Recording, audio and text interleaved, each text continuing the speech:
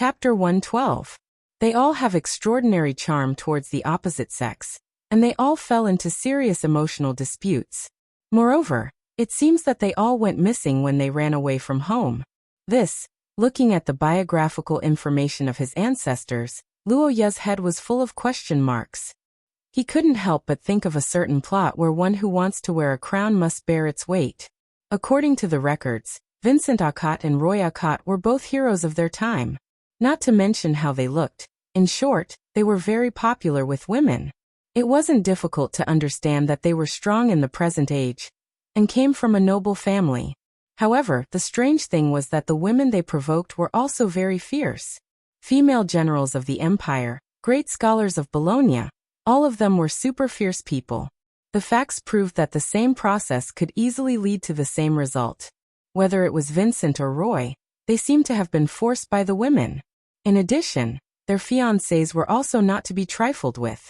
Their own strength and family influence were very strong, causing the family to be very disharmonious. Sigh, they are really too unrestrained. Why did they provoke so many women? And they are all so abnormally strong. Aren't they pushing themselves to their deaths? Luo Ye put down the records and sighed with a regretful look. Then he suddenly thought of himself. Wait, this is related to my situation. It doesn't look like it at all. The black-haired young man laughed heartlessly. Nua Iyer was his protector and naturally wouldn't hurt him. Ai Lizzie wasn't interested in supernatural powers and wasn't strong. Most importantly, Luo Ye patted his chest and fully felt the progress and beauty of the era. Those who could arrange a marriage with the Aucott family were definitely not small nobles. They were likely to be big forces. Generally speaking, if one wanted to deny it, they would have to pay a huge price and the influence would be very bad. It was really troublesome. However, this kind of bad habit in his era ended with his father who loved freely. Sigh, let's not talk about it anymore. Father is awesome. Luo Ye revealed a bright smile. He still didn't know the fact that his father pulled his grandfather down. However, this wasn't important in his eyes at the moment. His real goal hadn't been achieved yet. Messing around and being a scumbag can increase one's strength? Could it be to be the Sea King? It can't be, right? If it's true, then he deserves to die. Luo Ye shook his head. No matter what, he didn't think that the crown would be activated in such a way. He had no choice but to look at the part he didn't want to look at the most. History and the exploration of ruins. In addition to their messy relationship, Vincent and Roy were also adventurous. Both of them were great archaeologists, and there was no doubt that this was very suspicious. However, the records had been destroyed, so Luo Ye could not find too much detail. He was helpless about this, but being in the holy capital gave him other means. Even if the Aucott family didn't have any records of these two, it didn't mean that other places didn't have records of these two. The black-haired boy closed the book and looked at Anna, who was standing quietly at the side. Prepare the car. We're going to the Royal Library. In an exquisite and elegant small space, the black-haired boy raised his teacup and took a sip of tea. He looked at the ancient book in his hand, and his heart was filled with emotion. The Royal Library of the Holy Capital was one of the most magnificent buildings in the Holy Capital of Lorraine. It had been built for 100 years, and although it was not as magnificent as the St. Pharaoh's Cathedral, it had the unique elegance of a scholar. Overall, it had a strong scholarly atmosphere, and a lot of effort had been put into the decoration. The reason why the Royal Library was called the Royal Library was naturally because the Heathcliff family had paid for it. It was obvious that the royal family had invested a lot in this library, but fortunately, the investment had paid off. The Royal Library of the Holy Capital was now one of the 3 great libraries in Shia. It had been famous for 100 years since it was built, and its name had spread throughout the world. The Holy Capital Royal Library of the Theocracy of St. Maester, the Millennium Glory Library of the Austin Empire, and the National Wisdom Library of the Kingdom of Scholars, Bologna, were the 3 most famous libraries in the Shia world. These 3 libraries together held 60% of the ancient records of mankind, and could be said to be the symbol of the Shia civilization. The Royal Library of the Theocracy was the last of the 3 great libraries to be built. In fact, it was founded because of a dispute. The founder of the largest library in the Theocracy was Sanctus Lucas, who was the father of the current Sanctus John. According to the royal family secrets revealed by Nuo Iyer, he should be the son of Vader and the adopted son of Wedualia. Sanctus Lucas was one of the most interesting Sanctus in history. Perhaps he inherited it from his Chinibu father, Vader, or perhaps Wedualia spoiled him too much because he felt guilty. In any case, this Sanctus Lucas had an extremely high self-esteem, and he was the kind of person who could not bear the slightest grievance. Normally, it would be fine.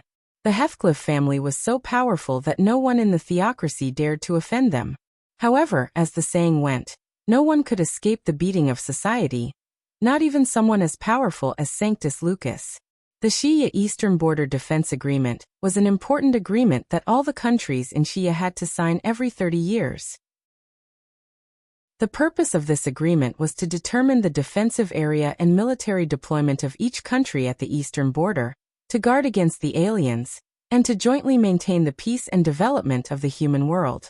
As for why it was a 30-year agreement instead of a 100-year agreement, it was mainly because other than a few large countries, some small countries were dying too quickly.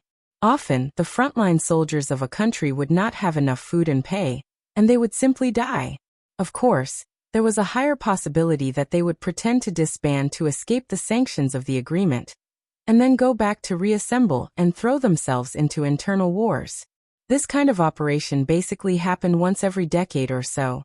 But the frequency of holding a world conference once every decade or so was too high. After all, transportation in Shia was not convenient. It would take the Sanctus a few months to travel to Austin and back. In addition, negotiations and wrangling would take even longer. Therefore, they simply chose a small country to double the average number of years it would take 30 years. The conference that Sanctus Lucas attended was held in the capital of the Austin Empire, Theo. The process of the conference was rather difficult. There was a lot of wrangling between several large countries. Among them, the Austin Empire and its old rival, the theocracy, had a conflict, and it was at that time that Lucas was beaten up. Since it was a negotiation between the heads of countries, they naturally could not be locked in a room like a company meeting. Most of their negotiations would only take place once every 10 days or half a month. As for the time outside of the negotiations, they would usually visit each other and build relationships, or visit places of interest or attend banquets under the arrangement of the host. Chapter 113. Luoya had heard a saying in his past life. Gaining knowledge is the cheapest way to improve yourself. This saying was quite common in modern society, and it was even more important in Shia, where Luoya was now. Leaving aside the group of fierce people who had obtained the wisdom, origin substance for the time being, in this era where there was a serious shortage of intellectuals, being able to write or write well was a skill and a livelihood. Every large clan had to hire people to collect and organize their histories, so that they wouldn't even know their ancestors' names after a few generations. However, someone like Akkad, who even had records of his ancestors' XP, was definitely an exception. Luoya seriously suspected that he owed the recorder a salary, but now that he was freeloading off the government's records, there shouldn't be anything like that. At Luoya's request, the Royal Library's librarians went out in full force, gathering all the information on Luoya's two ancestors. The information was enough to fill up a table. With such a large amount of information, Luoya naturally couldn't go through it all. He could only look for the important points. After half a day of organizing and summarizing the information, Luoya's conclusion was roughly the same as Ponte's. These two ancestors didn't seem to be people who were content with their lot. During their reigns, they were quite active, and they were also very fond of adventuring and exploring ancient ruins. Luoya thought about it and felt that this was a clue, but it probably wasn't a method of accumulating extraordinary power. After all, no matter how many times they went out in their lives, they spent most of their time at home. According to the records, their strength had increased during this time. And if they couldn't get stronger if they didn't go out, what kind of otaku curse was this? It was a bit nonsensical. Luoya, who liked to stay at home, eat his fill, and sleep well, felt that people should be content with what they had and learn from the mistakes of their predecessors. After all, they had already lost two ancestors. Wouldn't it be stupid to follow the same old path? Luoya, who had decided to turn over a new leaf, continued to search through the relevant records, but unexpectedly, the crown, origin substance actually reacted. It wasn't obvious, but it was definitely absorbing magic. It slowly increased the rate at which Luoya's body mutated, increasing Luoya's strength bit by bit. Its speed was similar to stepping on the accelerator of a car. When Luoya sensed this feeling, he finally understood why the two ancestors were amateur archaeologists who loved history. It turned out that reading historical records was one of the ways to upgrade the crown, origin substance. But here Luoya discovered another problem. It didn't seem like all historical records. For example, the large pile of diaries left behind by Ponte could be considered ancient texts, even now, but when Luoya had flipped through them, he hadn't felt it before. Why? Wasn't to read? Luoya shook his head to get rid of this thought that made him speechless. After thinking about it carefully, he felt that the crown, origin substance could only be stimulated by reading something of research value. Or perhaps, from the name of the crown, it could only be useful if it was related to the king's history? Luoya couldn't figure this out in a short time, but he wasn't worried because the Aukat family had a lot of records. They were all reliable things that his ancestors had used. If he didn't know which one would be useful, he would just give it a try. After all, there were a lot of them, and they would definitely fill his stomach. Luoya, who had found a way to improve his supernatural power, was very happy. He didn't say anything and immediately began to level up. He carefully read the history of the human countries after they migrated to the West. The more he read, the more he felt that it was quite interesting. In his previous life, Luoya was a liberal arts student. Geography and history were his specialties. He also had a hobby in this area. However, unlike the history of his previous life, the history of the Xia world was somewhat mythical due to the supernatural power. In most people's minds, after the cataclysm at the end of the Second Era, humans migrated to this peaceful land through the westward migration. However, the truth was that this land was not peaceful from the beginning. The natural environment was too primitive, and there were many ferocious monsters that were recorded in the history books. The mutated animals in this world were very ferocious. Luoya knew this when he saw Kadia's deer head during the winter hunt. However, although the deer was ferocious, it was nothing compared to the monsters that the first human pioneers encountered when they opened up a new world. In the mythology of the Xia world, the creator god, Xia, was the mother of all intelligent races. These races did not include animals in the natural world. After all, they did not have self-consciousness. If they did, the entire Xia world would have to be vegetarian. However, although there were no animal races, there were still intelligent creatures in the form of animals. For example, the sacred beasts that obeyed Xia's orders had source substance. Source substance was basically a symbol of whether a creature was intelligent or not. Ordinary animals would not have source substance even if they were mutated. They were barbaric and brainless. They might have the cunning of wild animals, and they might know some basic tactics. However, no matter how strong they were, their thinking was still the same as that of wild animals. Of course, those who chose not to use their minds were indeed beasts, but their combat power was generally very high. The sacred beasts who had source substance were the messengers of wisdom of Xia, who assisted the various races in battle during the mythological era. They followed the various races to open up new worlds. Some of them had quite high status. Those who chose to use their minds instead of their minds were not as ferocious, but they were very intelligent. Although there were no detailed records, legend had it that the ancient Austin Empire had a guardian beast in the Second Era. After the ancient Austin Empire was destroyed, when people came to this new land, they naturally encountered native creatures. Just as the ancient giants and angels had disappeared, the sacred beasts had also disappeared with the passage of time. However, some mutated animals with intelligence that could be roughly tamed still existed. These mutated animals that could be tamed generally had a good impression of humans. Perhaps it was because they had to deal with their own kind for many years. At that time, humans were also very welcoming to them and domesticated them, such as the warhorses of various countries, and the eagles used for long-distance communication. However, there were more mutated animals that could not be tamed and communicated with, and they became the nightmare of humans. According to historical records, the human countries at that time were still very weak. When they encountered the super monsters that occupied a piece of fertile land, there was nothing they could do. They often fought the monsters on a country-by-country basis, and there was no guarantee that they would win. How did the 5 noble families of the theocracy come about? They were the 5 most ferocious families who followed Heathcliff to open up new territories and fight monsters. It was not an exaggeration to say that the theocracy was conquered by the royal family. That was why they were the foundation of the theocracy in later years. It took nearly 200 years for humans to get rid of these super stubborn families step by step. In these 200 years, the number of humans and countries that died in the hands of monsters was too many to count. Historians called them the victims of the war of expansion. Reading up to this point, Luoya felt a lot of emotions. He felt that this should be the story of how humans in this world fought against nature. Humans had many great achievements, but compared to conquering nature, Luoya felt that they were not qualified. Conquering nature itself was a symbol of human civilization, and it was also a kind of spirit. It had existed since the birth of humans. They hoped to be cool in the summer and warm in the winter. These were the most primitive motivations for human progress. Under the great goal of conquering nature, generations of humans sacrificed their lives and painted a colorful and magnificent life.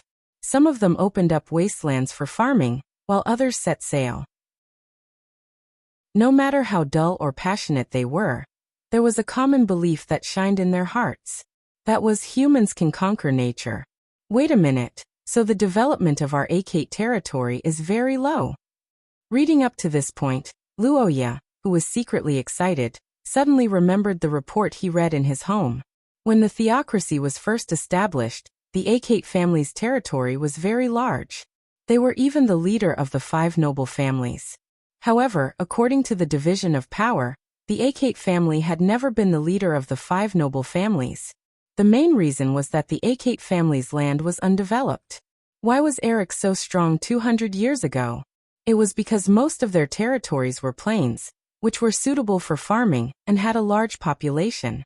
Although their territory was not as large as the Akate families, it was the least difficult to develop among the 5 noble families. As for the other noble families, the Bofas family in the North Sea was fishing. The Lussan family had a large forest area, and the Wester family had many mountains. Chapter 114. In the palace, the gray-haired maid suppressed her excitement and walked towards her master's palace. Today was a day of special significance. It was the day that Mia had been looking forward to, and it was also a day that was a little sad. Today, the palace would hold a grand ceremony for the new Air princess to fulfill the royal mission and become the protector of the Akate family's heir, Luoya Akate. As the princess' personal servant, Mia would also work extra hard today. Personal servant was a relatively special position. Generally speaking, it would be carefully selected and the requirements were very strict. Especially in the big noble families and the royal family, the heir's personal servant would be strictly checked, and the status of the servant would not be too low. In fact, this was the case for Mia. Although she was the maid who served the new Air princess, she was also the daughter of a noble family, and her father's title was not low. In the years that she had been in this position, Mia had obtained substantial benefits for her family. Her father's official position was promoted, and the eldest brother in the family was also appreciated by the royal family. However, it had to be said that Mia was further and further away from her family. She came to the palace alone when she was in her teens, which was the most sensitive age. It would be a lie to say that she had not suffered any grievances, but she had no relatives by her side, so she could only hide everything in her heart. It was the same when she went home to chat during the holidays. Her family was more concerned about the royal family than her. Her father told her to work hard and win glory for the family, and her brother also asked if there was a better way. Sometimes, Mia felt that she was not so much a member of the family as a tool of the family. Her family's feelings for her and her feelings for her family had faded, but human beings yearned for love. Therefore, Mia placed her feelings on the princess who had accompanied her since she was a child. After several years of living together, Mia sometimes even had the illusion that she was Nuair's elder sister. Of course, She knew that it was just a delusion. Nuwa Ayer's status was not something she could compare to. But even so, she could not help but want to take care of her. Hence Mia made her move. A while ago, Mia had used her connections to spread a rumor. It was a story about two children who were in love with each other and ended up being imprisoned. It was an explosive story that perfectly poked at most people's sore spot. Although she didn't mention any names, Mia had released some misleading information. Everyone already knew who the two people in the story were. Miss Mate's purpose was very clear. She wanted to create an established fact and create an environment where everyone was on the same side as her. After all, it was already a miracle for a Nuwa Ayer to fall in love with someone. Although in the eyes of outsiders, the princess was noble and elegant, benevolent and dignified, Mia, who had been with her for the longest time, could see that she had never really valued any of her subjects. She treated everyone equally. To a certain extent, she had no close friends. This phenomenon was very abnormal in Mia's eyes. People could not live without friends. They could live without friends for a period of time, but not all the time. However, Nuwa Ayer was an exception. Most of her peers were not easy to communicate with. Her strength was far beyond the imagination of other children. Geniuses were lonely. Nuwa Ayer, who was already high above others and a genius, was even more lonely.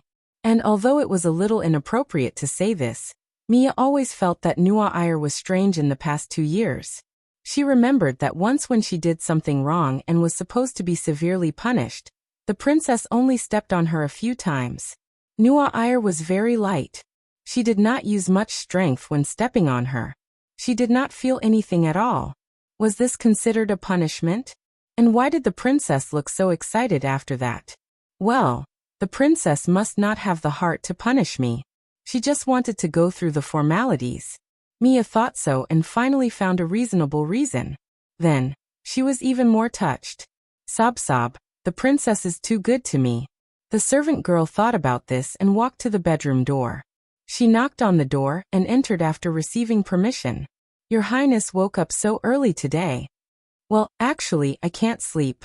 Facing Mia's exclamation, the golden-haired girl replied with a bitter smile. Noelle, who was very strict with her body, didn't expect that she would have such a situation where she couldn't sleep well because of some things. You can't sleep. This means that you really value Luoya. Probably. Facing Mia's smiling words, Nuwa Ayer was silent for a moment. Although she was a little shy, she did not refute. In Miss Angel's eyes, her own feelings weren't something that needed to be concealed to begin with.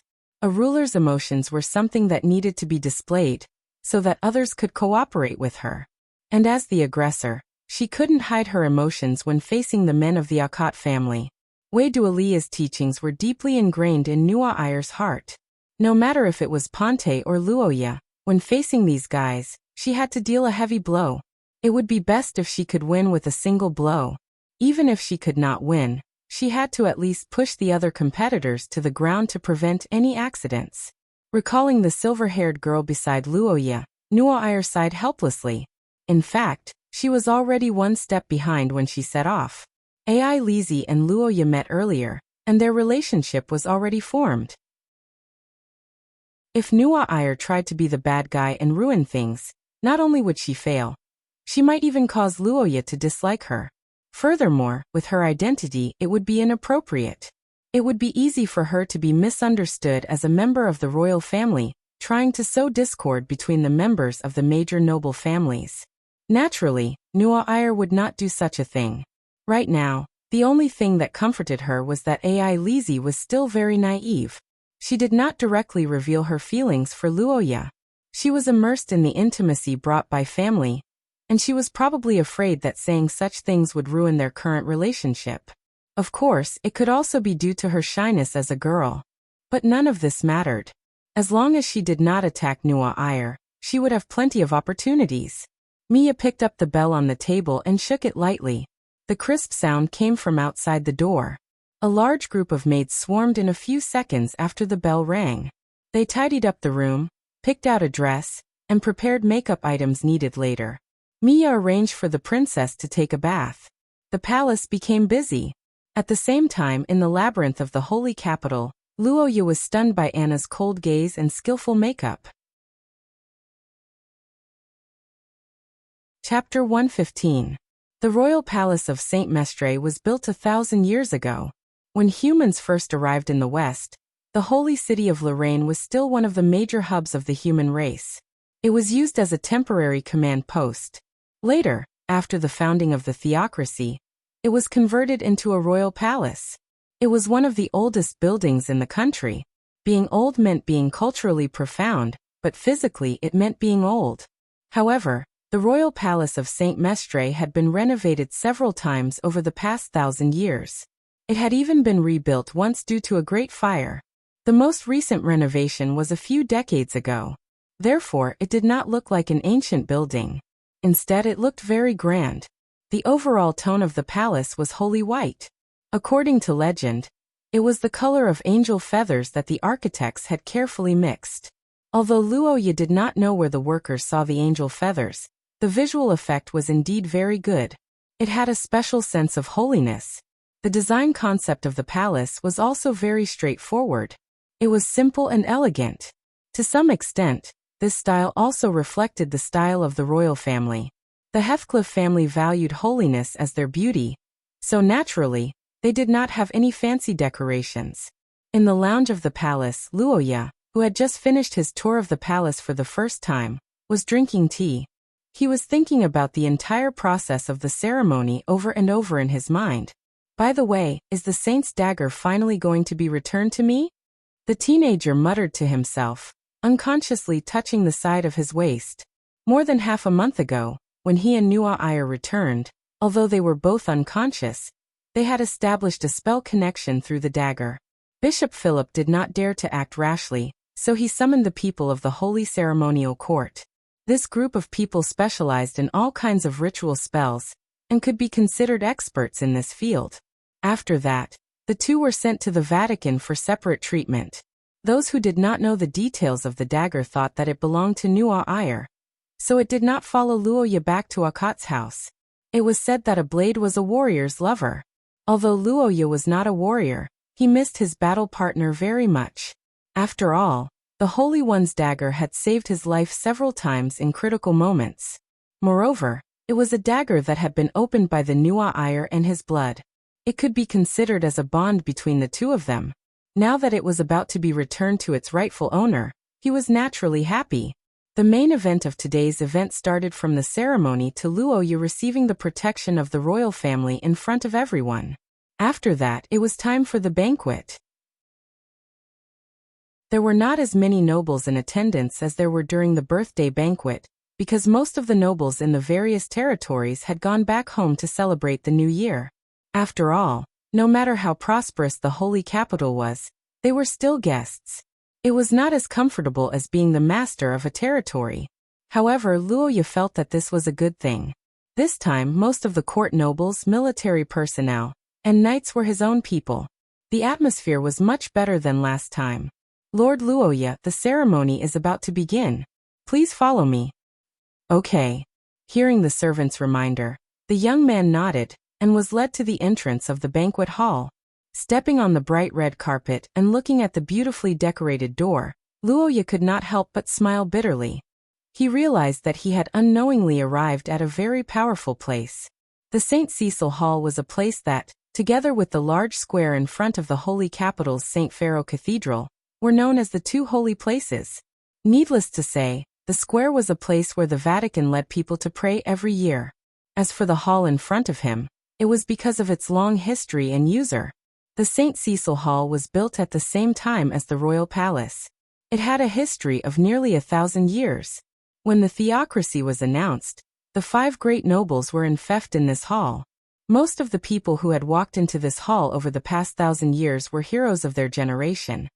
Generals who had made outstanding achievements on the battlefield, ministers who had led the successful reforms, and even Pont, the ancestor who was bestowed the title of Luoya by the Queen of Wei-Dualia, was here. I didn't expect that this place would be used. Luoya swallowed his saliva, and suddenly felt that something was wrong with this ceremony. At first, Luoya thought that this was just a necessary procedure because of the agreement from 1,000 years ago, just like cutting the ribbon at a construction site. But now the situation was, this was not cutting the ribbon. This was the posture of a National Day parade. Standing on the path of glory of the ancestors, Luoya was a little nervous. The old butler beside him also obviously noticed this, but unlike his usual cold and indifferent attitude towards the nobles, today the old butler of the royal family was like a spring breeze, and his face was smiling like a chrysanthemum flower. Lord Luoya, please don't be nervous. You are the youngest protagonist of the St. Cecil Hall so far. You should be proud. Wang Laoju comforted him cheerfully. As soon as the words left his mouth, not only did Luoya not feel better, but his stomach also started to hurt. He glanced at the old butler, and could not help but praise him in his heart. As expected of the butler of the royal family, this way of comforting was taught by Noir, right? Luoya naturally had to make up for it when he realized that he was out of the scope of the exam, and at the same time he crazily prepared himself mentally. As usual, he walked with balanced breathing first, and put on the Medal of Honor. Other than Noir, there were only cabbages and radishes. He did not even look at them. After making all the preparations, Luoya took a few deep breaths, and adjusted himself to the best state. As soon as he finished adjusting, the bell in the butler's hand automatically rang without any wind. After the guards heard it, they prepared to open the door. Lord Luoya, please come in. After the guards greeted him, they slowly opened the two arched doors that were several meters high. At the same time, the angel above the door emitted a burst of colorful light, and at the same time, pure white feathers fluttered in the air. Luoya was stunned for a moment. Colorful light? Feathers? What's going on? Am I an SSR in a random card game? The black-haired teenager was surprised by the gorgeous entrance, but he did not know that this was just the beginning. After the spacious door was opened, the bright hall was immediately filled with cheers and applause. The number of people far exceeded Luoya's expectations. Just the number of people on both sides of the carpet was estimated to be more than 100. What the hell? Is this just some nobles from the palace? Recalling the words that Prince Kai-in relayed to Kadia, Luoya was dumbfounded. There were at least 1,000 people on both sides of the carpet, right? Chapter 116. When Noir reached out her hand to stop Luoya from kneeling, Luoya was a little confused. Not kneeling in front of the king was normal in this world. After all, the king was only the head of the nobles. He didn't have absolute control over the nobles. However, it was different during the ceremony of receiving a title. It was a tradition to kneel on one knee to express respect. Don't kneel. Upon hearing Noel's words, the young man lifted his head and met the young lady's affectionate gaze. After pondering for a moment, he straightened his body. The moment he straightened his body, the crowd in the hall behind him was in an uproar. What's going on? Why did he stand up? Her Royal Highness asked him to stand up. Really? What's going on? The guests who had never seen such a scene began to discuss and speculate. Some said that it was normal for the ceremony to be different from a title. Some said that it was a change in the rules of the royal family. Some even guessed that it was an impromptu wedding. The audience was shocked, but what they didn't know was that the royal family and the staff were even more shocked. In the first row of the crowd, Prince Kane, who saw Noel's nonsense, couldn't help but turn his head and look at St. John with a frown. Father, isn't it a little inappropriate for Noir to do this? Inappropriate? What's inappropriate? The gray-haired St. John blinked his eyes when he heard Kane's words, as if he didn't understand what his son was talking about. His Royal Highness looked ahead and said, "It's really disrespectful to change the rules set by the ancestors. The process of the ceremony is messed up." Bishop John was stunned. He looked at his son as if he was looking at an idiot. His face was full of disdain. "Process my ass, your daughter is flirting with a man. Our family is here today to do this. Can't you see it? I, John, was also proud of Saint Mestre's love saint. How did I give birth to such an idiot? Granddaughters are the best.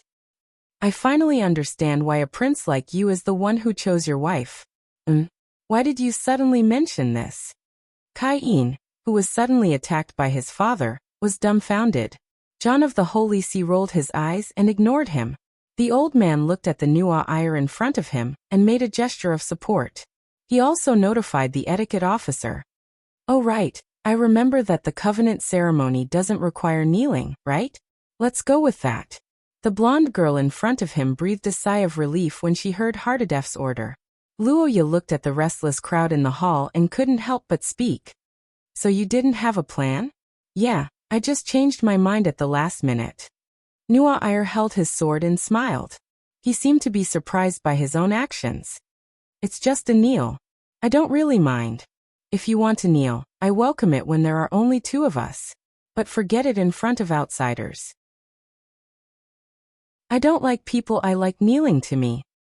The overly ferocious straight ball hit Luoya's heart, causing the young man's heart to beat wildly. Even his breathing was almost broken. He looked at the Nua Iyer who put down the Holy King's sword according to the etiquette officer's instructions. He couldn't help but have a unique feeling in his heart. Your Royal Highness, the Covenant of Equality, requires a token. What do you think of the short blade of the Holy King that is to be given to Luoya? Not bad. Let's use that. Upon hearing the etiquette officer's suggestion, Nua Iyer readily agreed. The short blade of the Holy King could be said to be an opportunity for her and Luoya to get closer. It was bathed in the blood of both of them. From this point of view, it was the most appropriate token. After a burst of noise, the hall quieted down again. Under the gaze of everyone, Nua Iyer stretched out her hand and raised the short blade in the shape of a white feather. She injected her power into it. The next moment, the short blade of the Holy King shone brightly, and a layer of halo shrouded the two of them. The Holy King had a spirit, and naturally, it would protect its master. Now that the two masters were in front of it, the short blade of the Holy King immediately became lively like a child who was reuniting with his parents. Its originally metallic blade became more and more lifelike, and the holy aura continued to spread. For a moment, it made the originally holy St. Cecil Hall look like a heavenly realm. The crowd began to scream and scream. This feeling. St. John and Prince Kai-en looked at each other.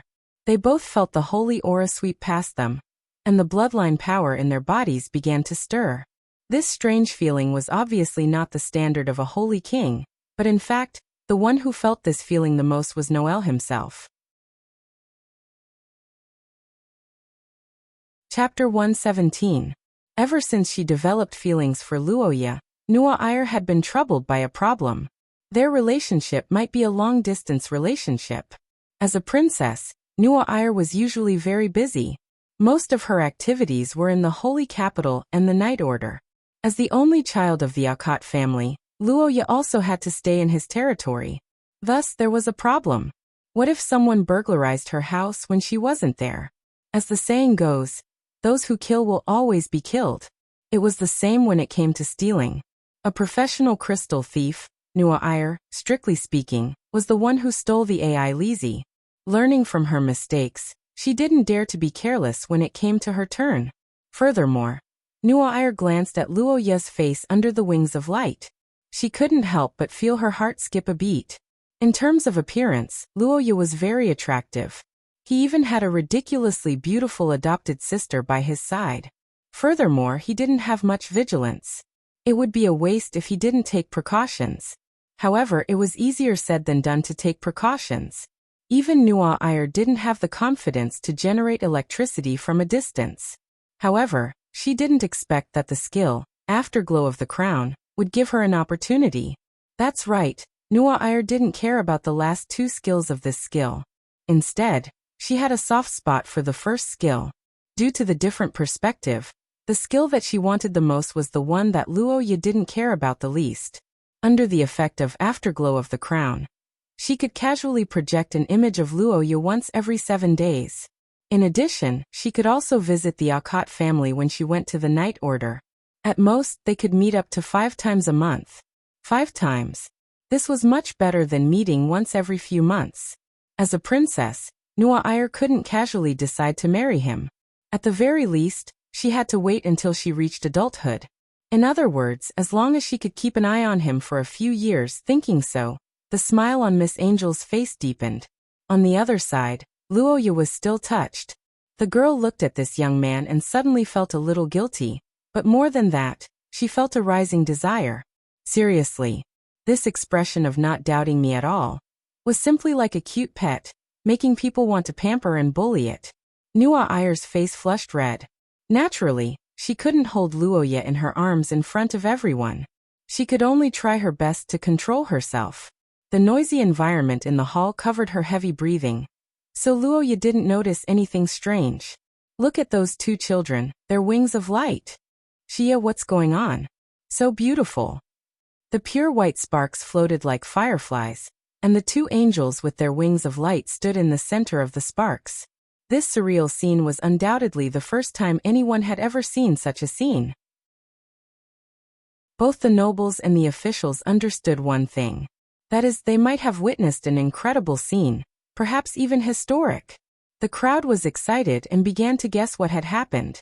Onlookers never complained about big things, let alone the live broadcast of the royal family's news. Marquis Kadia, who was in the first row of the crowd, looked at the short blade of St. John and almost guessed the reason. However, before he could think of an explanation, St. John suddenly stood up and opened his mouth to speak nonsense. Everyone, this is Shia's blessing. As soon as St. John jumped up and spoke, Kadia was stunned. Marquis Kadia stared with his eyes wide open, and found that Luoya was also stunned. In front of everyone's eyes, St. John's face didn't turn red and he didn't pant.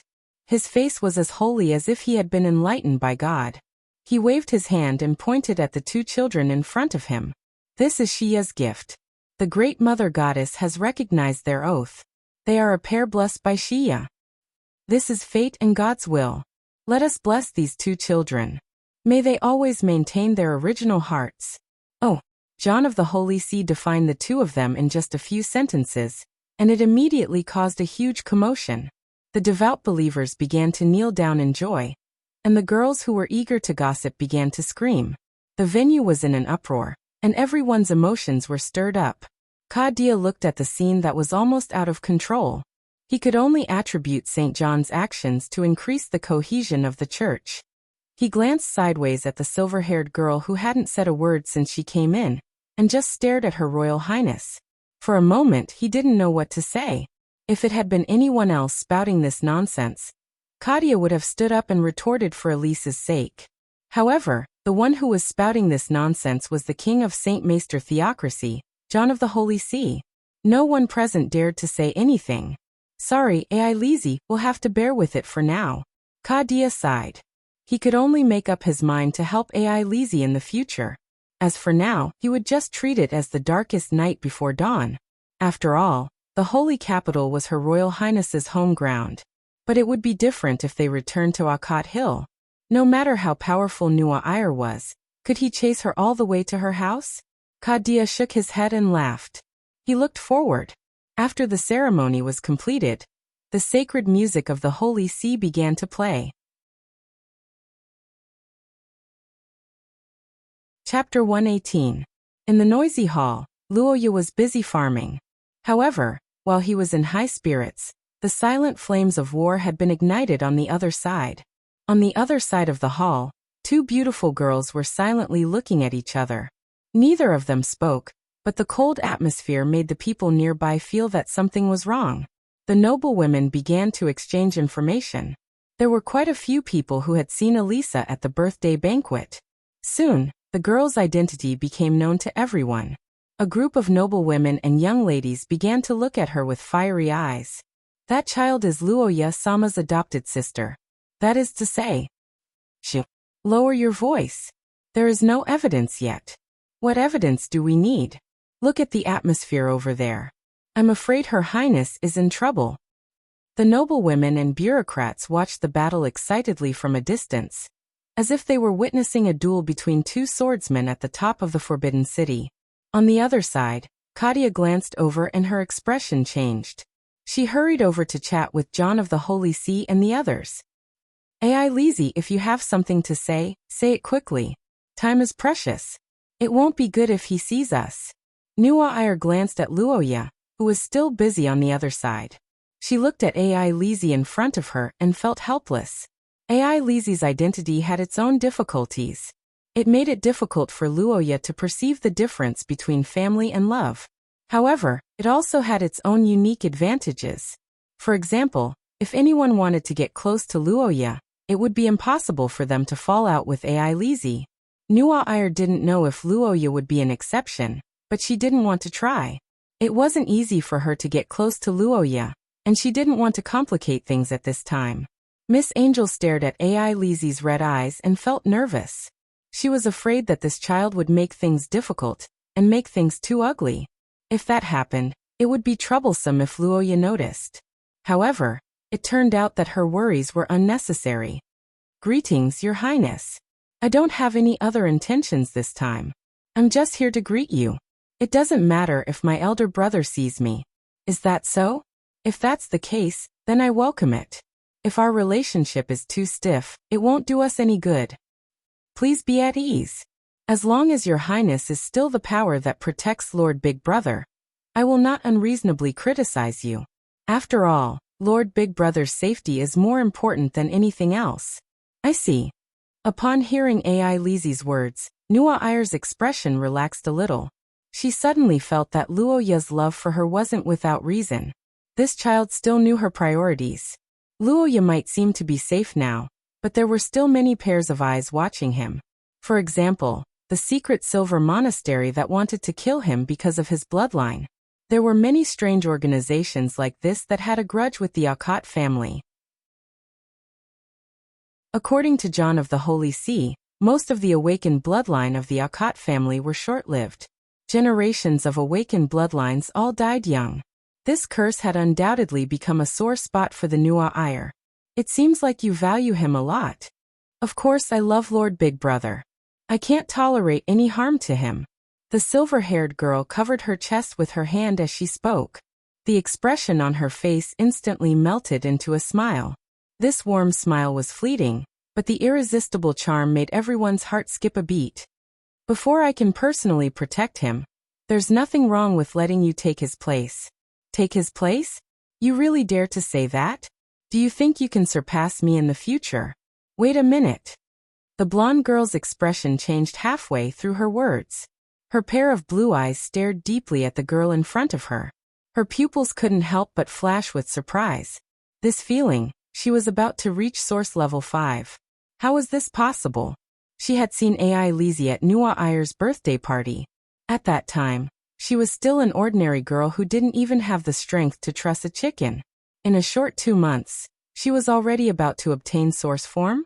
A chill ran down Nuair's spine and she became vigilant. She narrowed her eyes as she looked at the girl who dared to provoke her. An unprecedented sense of danger rose in her heart. When it comes to protecting Lord Big Brother, of course it's up to whoever is more qualified to do it. Am I right, Your Highness? So that's how it is.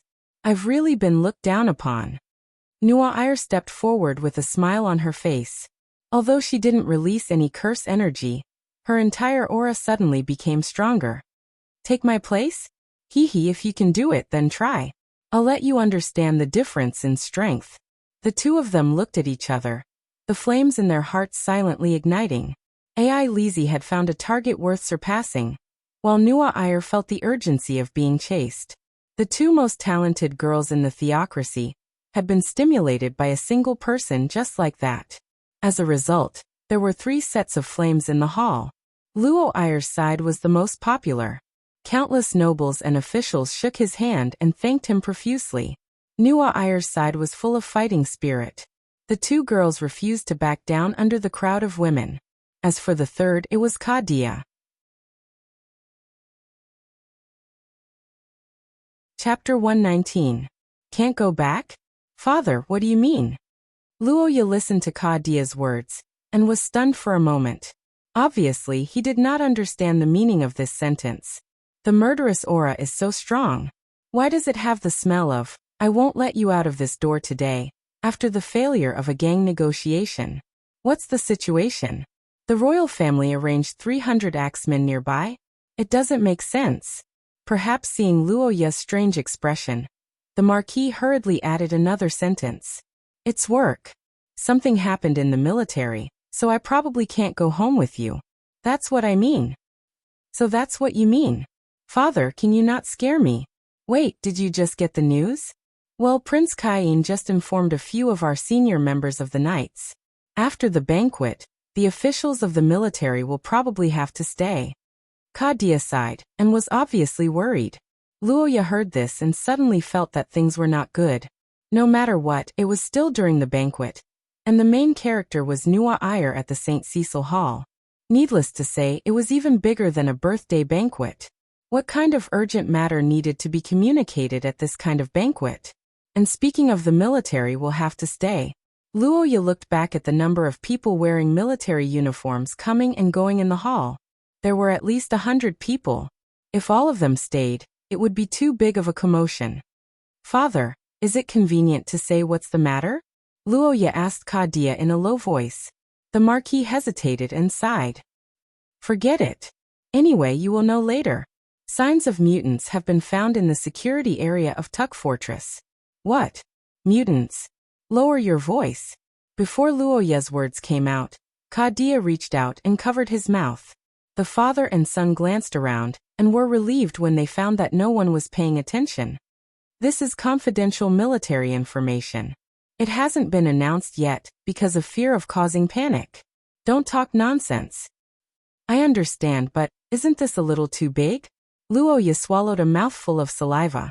His heartbeat sped up when he heard the news. Traces of the mutants. These few words didn't seem like much, but to those who had some military knowledge, it was like a bolt from the blue. The reason was that this wasn't like hunting. Even if you saw the traces of the mutants, you might not necessarily see them. Once you found the traces of the mutants, it was basically a prelude to war.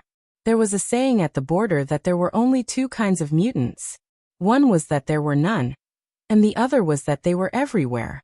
The Great Migration at the end of the Second Era was no joke. It was a journey that was measured in years. They had to travel such a long distance before they found this paradise. Then the question was, the mutants had traveled such a long distance to the current human world. Could they be here for a vacation? Since the cost of investment was high, the desire for results was naturally high. It was the same for the mutants. Therefore, every time they discovered traces of these mutants, there was basically no peace. They would definitely try to attack the humans. Counting the years, it had been more than 80 years since the mutants last invaded the West. From a historical perspective, it was not that long ago. Why did they suddenly appear again? Luoya calmed down. Although this is a serious matter, it might not be the worst. Kadia patted the nervous young man's shoulder and explained the current situation from a professional's point of view. Luoya relaxed a little after hearing this. It turned out that there were many such cases in history. The two fortresses in the east of the human world would encounter such situations every few decades. However, most of the time, the mutants who came were not strong enough and were forced to retreat. The famous 4 invasions to the west were actually cases of failed defense. As long as it can be defended, it is not a big deal. The people will not know about it. This should be the case this time. Is that so? That's good. Luoya looked at Kadia, who was still calm, and let out a sigh of relief. As a family member of a soldier, the possible war was a small-scale defensive battle. This kind of news made him feel a lot more at ease. Well, don't worry too much. Maintain a good mood. You are the main character of this banquet. Kadia patted Luoya's back and urged him to quickly return. The black-haired young man's face showed a difficult expression. It's too difficult to pretend that I didn't hear about it. After sighing and adjusting for a while, Luoya squeezed out a smile on his face. He raised his head and puffed out his chest as he walked towards the Nua Iyer. When the princess saw him, she immediately walked a few steps forward. Chapter 120. Luoya Kat was very touched. As the saying goes, a daughter is a father's little jacket. Although Luoya is not a father and is only a brother, Ai Lizzie is truly heartwarming. Caressing Ai Lizzie, who threw herself into his arms and combing her glowing silver hair with his fingers, Luoya's heart gradually calmed down. As for Ai Lizzie Akat felt that her brother was too difficult. Brother Luoya, her big brother who grew up alone, had experienced too much. His mother died when he was young, and his father could not be by his side. When he was young, his supernatural power awakened slowly, and he was once judged to have no supernatural talent. It was not easy for them to meet each other and rely on each other for warmth. However, they encountered the rude and unreasonable royal family. From that weird old man to the unreasonable princess, they all wanted to use her elder brother. What a bunch of bad people. Ai Lizzie thought angrily. It was obvious that she had a prejudice against Heathcliff. She felt that her peaceful life with Luoya gradually deviated from the path after coming to the holy capital and meeting Nuoir. And now Luoya, who had experienced so much, had to face the impact of starting a new family. This cruel reality made Ai Lizzie unable to bear it. Woo! Why does this world always want to hurt brother Luoya? Under Ai Lizzie's unique filter, Luoya was already the perfect representative. Any dissatisfaction was persecution and suppression. Thinking so, the girl's eyes welled up with tears, and her little head rubbed against the boy's chest a few times. Big brother, do you think father will listen to our advice and give up? As soon as Ai Lizzie said this, Luoya was stunned. Looking at the girl's crying appearance, his heart ached, and he sighed inwardly. Yes, Elisa's father died on the battlefield. Now that she was finally able to live a peaceful life in the Akot family, she didn't expect that her adoptive father would also have to go to the battlefield. This must have stimulated her psychological shadow. The black-haired boy's expression was conflicted, but he could not give an answer that could make Ai Lizzie feel at ease. It should be very difficult. After all, to a certain extent, it might be his wish. Thinking of Kadia, who was so focused on his career that he even neglected his territory, Luoya could not help but rub his eyebrows. Not to mention his father's dedication to his job, Roja didn't think that Kadia was the kind of person who would cower in the face of a war with the aliens. Soldiers, especially soldiers who defended their country, were mostly unyielding and courageous. Seeing their comrades die on the battlefield, the first reaction of many of them was not to retreat, but to seek revenge. Seeing that the situation at the front was not good, many of them did not panic, but chose to go to the battlefield personally. Asking Kadia to retreat at this time was simply a fool's dream, and it would also damage his reputation. Sometimes, nobles even valued their reputation more than their lives. As a son, Luoya naturally could not do anything that would ruin his father's reputation. But I think it's wrong to completely ignore our children. We should at least listen to your opinion on this matter.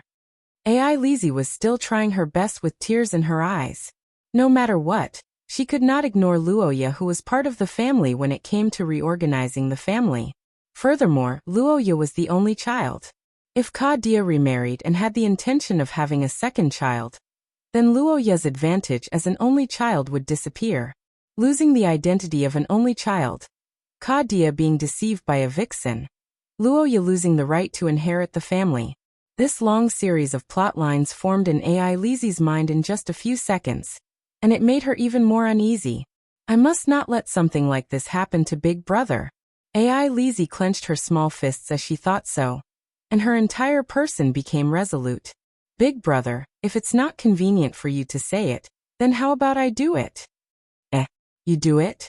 Yes, leave it to me to make father change his mind. The silver-haired girl looked resolutely at Luoya's golden eyes. Luoya blinked and could not help but ponder. Wait, if Ai Lizzie were to say it, the effect would be better than if I were to say it. After all, Kadia was her guardian, and he promised to take good care of her. Although it was impossible to make Kadia completely give up on the idea of going to the battlefield, even if he could only retreat to the second line of logistics, it would be much better than going to the eastern border and starving. Thinking of this, Luoya nodded slightly, and his eyes gradually brightened. Ai Lizzie, then I'll leave this matter to you. Don't worry, do it boldly. Whether it succeeds or not, I won't blame you. Yes, I understand. Ai Lizzie clenched her fists, feeling that she had understood the essence of the matter. Luoya's eyes also lit up, and it was obvious that he had high hopes for her. In this situation of mutual trust, the two finished their dinner and began to read in the study while waiting for Kadia to return home.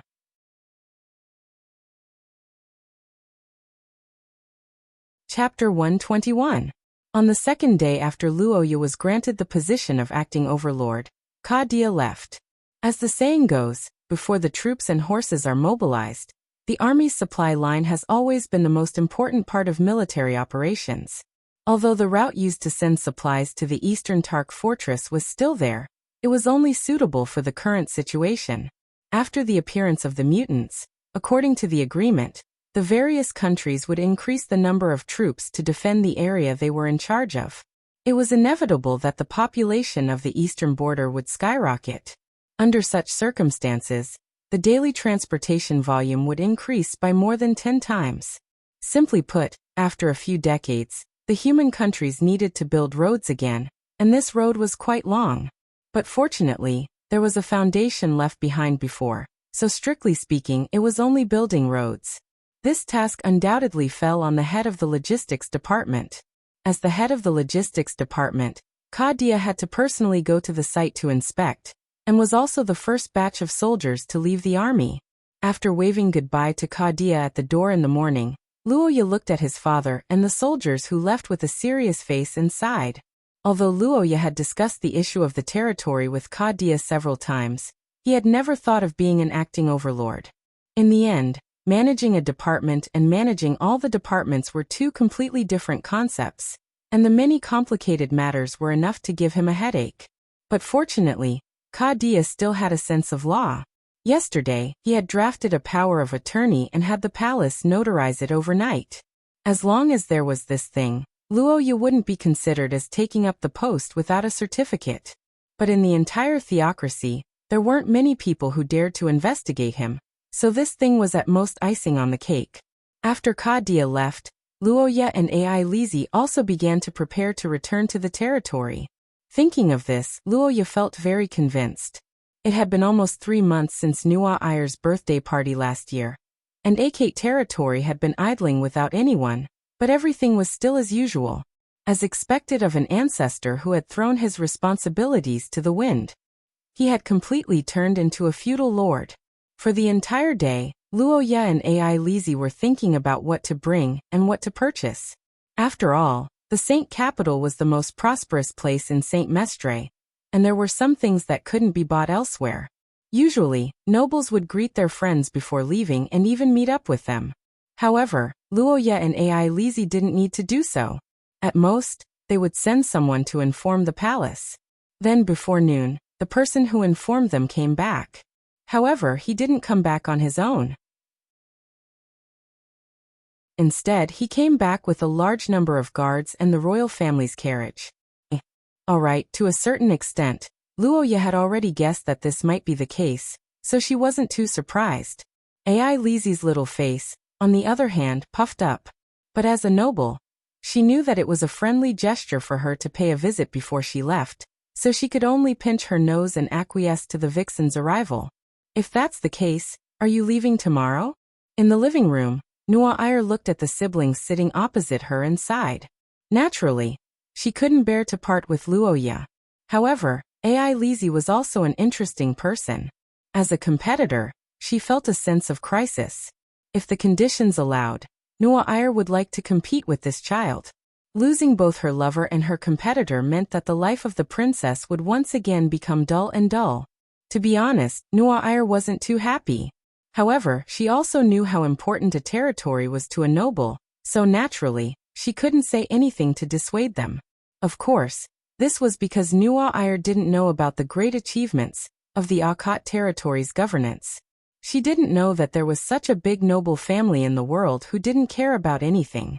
Otherwise, she might have really made them stay for another 2 months.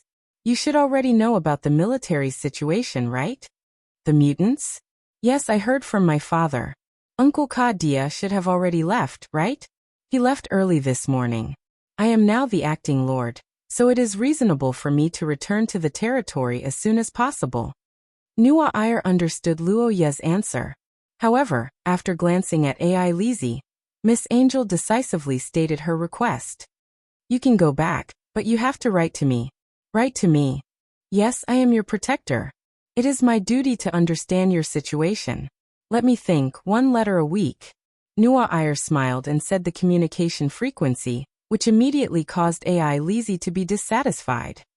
Your Highness, not to mention how useful writing letters can be in protecting Brother Luoya. 1 letter a week is too frequent, right? Brother is busy as the acting lord. I don't think it is good to add to his burden. I don't think it is a burden to write to me. In fact, this is the first time I have asked someone to write to me. Luoya, do you hate it? No, I don't mean that. Facing the princess who looked as if her pride was hurt, Luoya hurriedly waved her hand to deny it. Nua Iyer smirked and once again confronted AI Lizzie. Miss AI Lizzie, although you are Luoya's adopted sister, that doesn't mean you can represent him. Who knows, maybe the things you hate are the things he likes the most. Hee, Your Highness really knows how to joke. I know Brother very well, more than anyone else. Sometimes it is the other person's wishful thinking. Luoya looked at the two who were staring at each other without backing down. She silently lowered her head and turned into a stone statue. She followed the three-nose principle of not speaking, not moving, and not looking.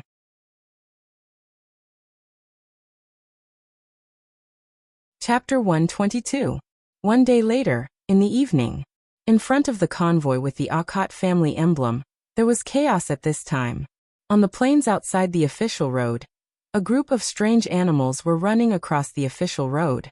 It was a kind of four-legged animal similar to a sheep with 2 horns on its head. Its fur was white with gold, and its cry was a bit like a deer. It was very flexible when it ran. Its name was Golden Lamb. It was a famous monster that represented luck in Shia. It was also an animal whose whole body was priceless.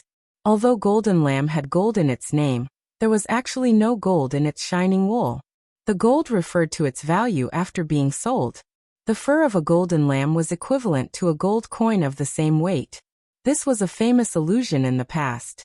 Needless to say, the ornamental value of the golden wool had always been the highest level raw material for luxurious clothes of the noblewomen. It had always been in short supply. Saint Mestre was still fine.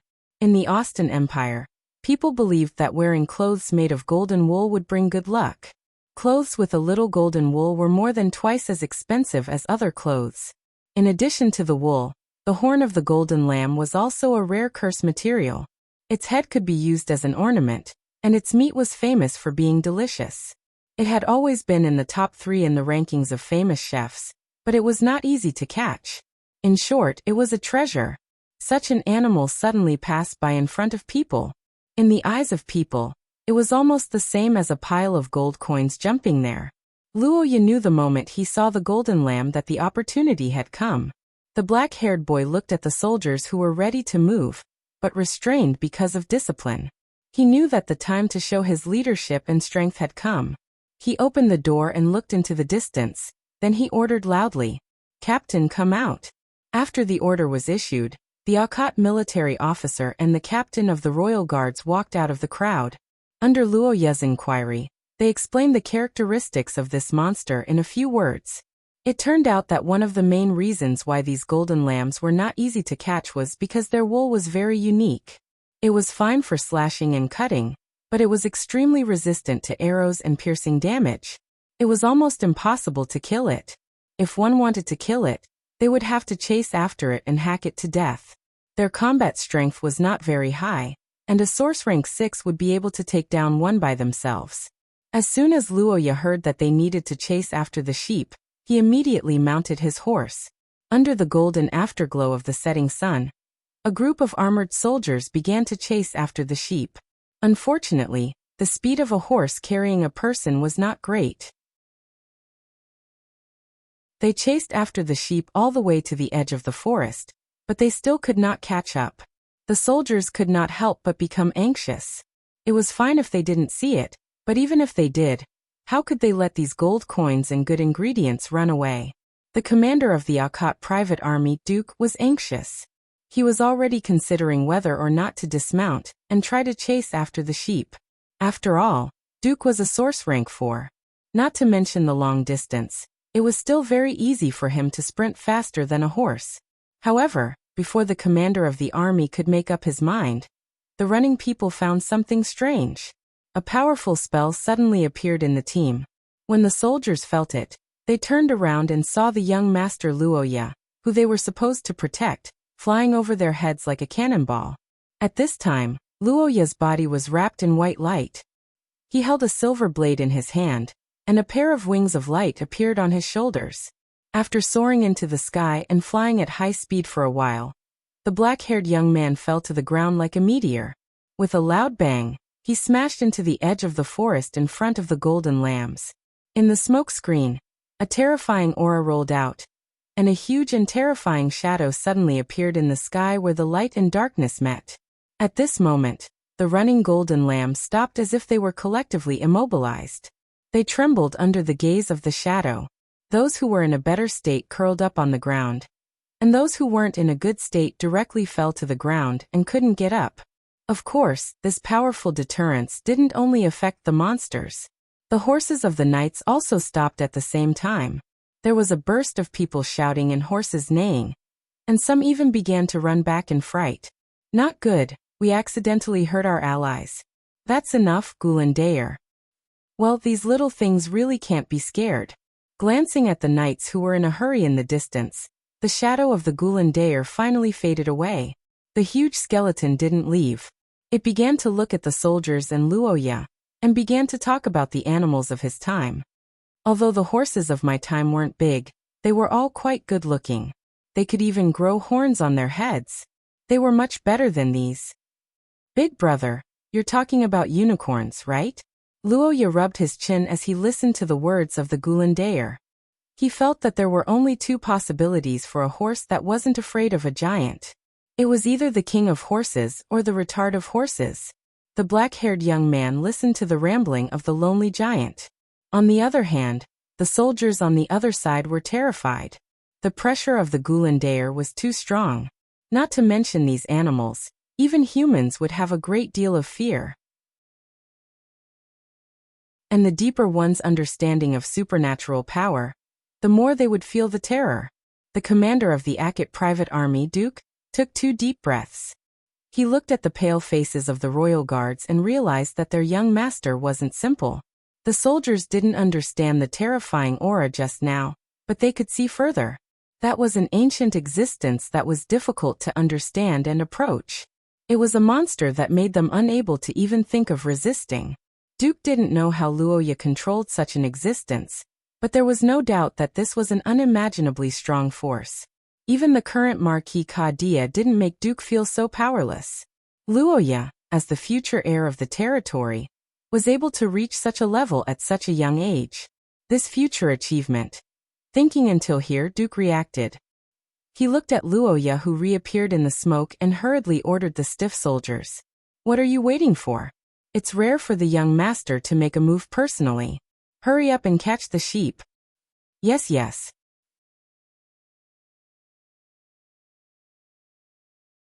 Chapter 123. Under a hill beside the official road, Duke and the others were setting up camp.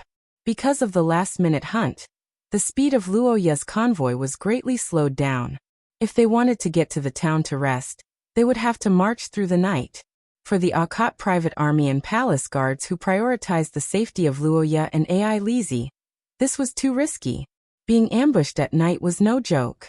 Many important people had failed miserably at night.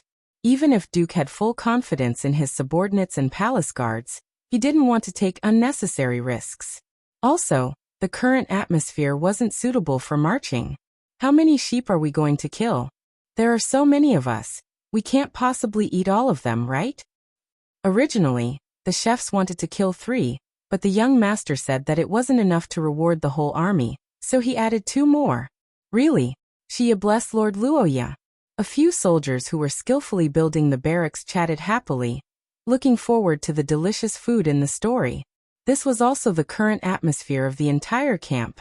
The excited soldiers had smiles on their faces. The campfire was being prepared. The servants were preparing chairs for Luoya and Ai Lizi, and the chefs were working hard to harvest the wool of the golden lambs that were already slaughtered by the soldiers. Brother Luoya, the wool of these sheep is very precious. Should we try to raise them? We can't do that. I've asked. After the golden lambs lose their wool, they will sense danger and speed up the process of mutation. Soon after, they will turn into a ferocious fawn. At that time, not only will they have no wool, their meat will also become hard. I see, no wonder the golden wool is so rare. It turns out that each sheep can only be harvested once. Yes, our hunt this time can be considered to have removed the hidden danger of monsters nearby. Otherwise, it would be difficult to deal with these sheep when they grow up. Luoya looked at the worker who was harvesting the sheep's wool. He felt that he had really gained both fame and fortune. Ai Lizzie nodded her little head and looked at the young man beside her thoughtfully.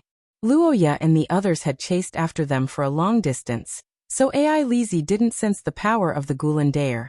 However, this didn't mean that she didn't notice anything strange. Ai Lizzie saw the reverence in the eyes of the returning soldiers, Duke's warm attitude, and the subservient attitude of the palace guards. She immediately sensed that something was wrong.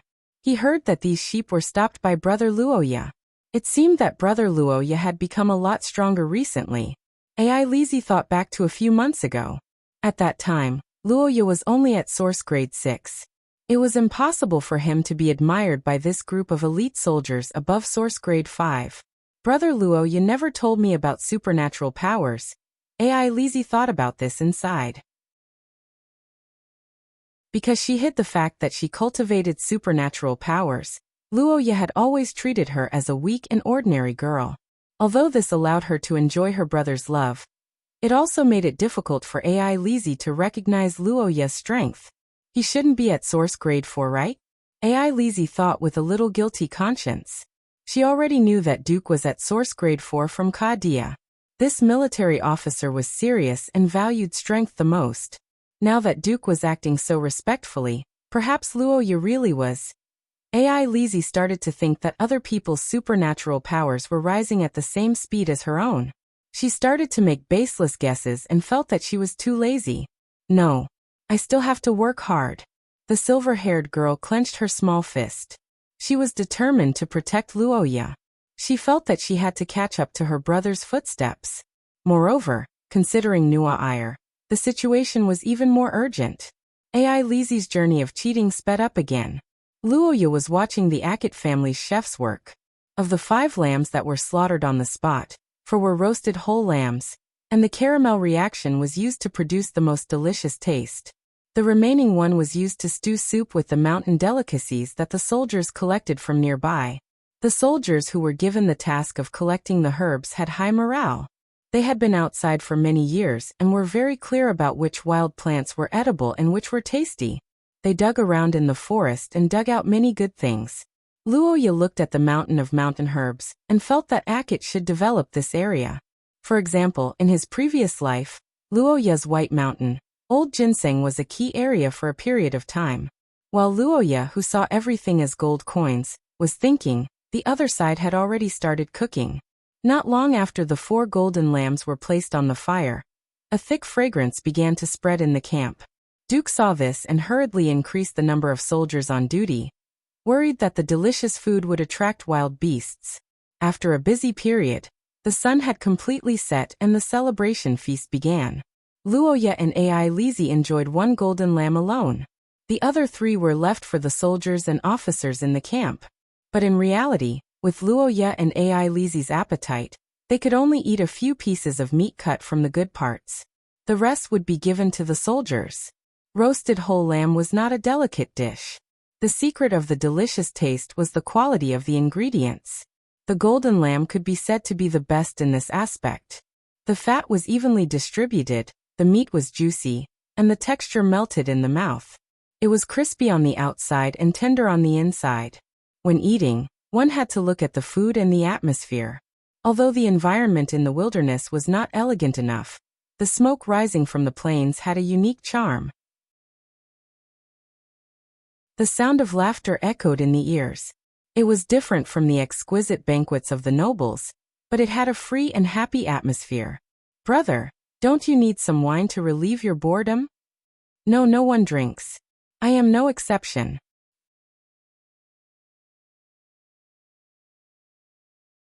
Chapter 124. Someone from Sorofia is here, and we need to inform him? Beside the campfire, Luoya looked at the confused Duke, his small eyes filled with doubt. What's going on? Why would Sorophia suddenly appear? And to inform him once someone arrives. Could it be, Kadia also took out loans when he was young? Saint Mestre's king of moneylenders, Luoya, suddenly felt a chill down his spine. It wasn't that Luoya was maliciously speculating about his father, but there were too many nobles who did this. Developing a territory usually required a large amount of funds, and the amount would depend on the scale of the development. However, it was obvious that most of the nobles wouldn't pay the full amount out of their own pockets. It was just like buying a house. There were people who paid the full amount, but that was only because they were rich and overbearing. Most of them would pay the down payment first, and then slowly work their way up. In Luoya's previous life, the financial institution was a bank, but in this world it was a merchant association. Generally speaking, before developing a territory, the feudal lord would contact the local merchant association, and the merchant association would set the interest rate and pay a portion of the money. The territory would pay a portion of the money back every year, and it would take a few years or even a few decades to pay off the debt. Of course, this was only the simplest model. In reality, there were many things that could be discussed during the negotiations. For example, most feudal lords wanted the merchant association to be in charge of the logistics of the development of the territory. The nobles didn't know where the most durable tools were, so the merchant association had to send out experienced merchants to purchase them. The merchant association would also accept missions in exchange for some benefits and convenience, turning into a red-top merchant for a while. Generally speaking, developing a territory together with the merchant association was a mutually beneficial matter. However, as the saying goes, the greater the profit, the greater the risk. If the development failed, it would be a heavy blow to the noble family and the merchant association. As the largest merchant association in Shia, the Sorophia Merchant Association had developed countless territories together with the local feudal lords. Of course, there were some that succeeded, but there were a few that failed, and the feudal lords owed Sorophia a huge debt. Could it be that his father had done some development when he was young, or that one of his ancestors had done some work and owed money to Sorophia, the head of the capitalists, and was now being asked to repay the debt? Luoya's face turned green when he thought of this possibility. Damn it, he had already shouldered a debt of 500,000 yuan. If he had to repay his father's debt, then Luoya might as well sell himself to Nua Ire as a pet. Did our territory engage in any large-scale development projects in the past? The black-haired young man carefully asked Duke. The middle-aged man blinked his eyes and smiled, which was a rare sight. Ha ha ha, young master, look at what you're saying. We are Akat territory. How could we possibly engage in territorial development? What the hell? You're quite proud, aren't you? Luoya looked at Duke, who had an expression that said, "Young master, you're thinking too much." He suddenly felt that his ancestors were really something else. They could actually cultivate the pride of not developing their territory. How the hell did they do it? The young man rubbed his temples as he thought of this. He suddenly felt that it was a mistake for Heathcliff to give so much land to the Akat family 1,000 years ago. Perhaps the royal family didn't expect this at that time. The Akat family had generations of ambitious young men who would rather die than inherit their family's billions of assets. After generations, the billions of assets were about to grow, and the Akat family was still keen on fighting. After silently complaining in his heart for a while, Luoya finally felt relieved. There shouldn't be any money owed to Sorophia. Then it's fine. Although Sorophia was powerful, the Akat family wasn't bad either. The 5 grass-head kings of the theocracy weren't just for show. Sorophia might be a strong dragon in other places, but in Akat territory, he really couldn't beat the local snake. Thinking of this, Luoya's confidence swelled. He was most afraid that he was in the wrong. As long as he didn't sign any contract with Sorophia, Luoya could ignore them. Besides, Luoya had sold them a high-quality requiem lamp before. Strictly speaking, he had formed a good relationship with Sorophia, so he should be thanking him. But speaking of Sorophia, I remember that in the game, the black-haired young man whispered in a low voice, and the figure of a girl with reddish-brown hair and emerald pupils appeared in his mind. Xia Luot Sorophia, the eldest daughter of the Sorophia family, and also one of the 4 female protagonists of the game, Eye of the Recorder. Luoya's memory of the game was a bit blurry, and he didn't have much impression of this woman. He only remembered that she was a cold beauty. Xia Luo's coldness was different from Ai Lizi's. Ai Lizi's coldness was a kind of cold and arrogant temperament, while Xia Luo's coldness was her attitude towards people. She wasn't exactly a 3-nothingness, and it wasn't the kind of coldness that was targeted at someone. Instead, it was a natural personality that kept people at arm's length. In other words, Charlotte was a girl who was cold on the outside but warm on the inside. The Sorofia family had a strange personality that seemed to be inherited from their family. They were especially stubborn, and they clearly distinguished between love and hate. This could be seen from their family history. As long as it was something they hated, even if it was a colossus like the Austin Empire, they would fight to the death. But if it was something they liked or loved, then they would show extraordinary friendliness. Xia Luo could be said to have a typical family personality. She wouldn't hesitate to use any means to suppress those she hated, but she was willing to give up almost anything for those she liked. To be honest, Luoya didn't want to have any contact with this woman. The main reason was that Luoya didn't dare to guarantee that he could break through her hard shell and enter her heart. If that happened, it would be too difficult for him to turn things around. On the other hand, among the 4 female protagonists who ganged up on Luoya in the game, Xia Luo did the least. She didn't even make a move. Luoya didn't know why, but from this fact, the conflict between the two didn't seem to be that big. So it was fine to leave her alone. Forget it, I'll just ignore her. Anyway, she doesn't seem to have anything to do with me. I'm very busy. Elder brother, what have you been talking about since the beginning?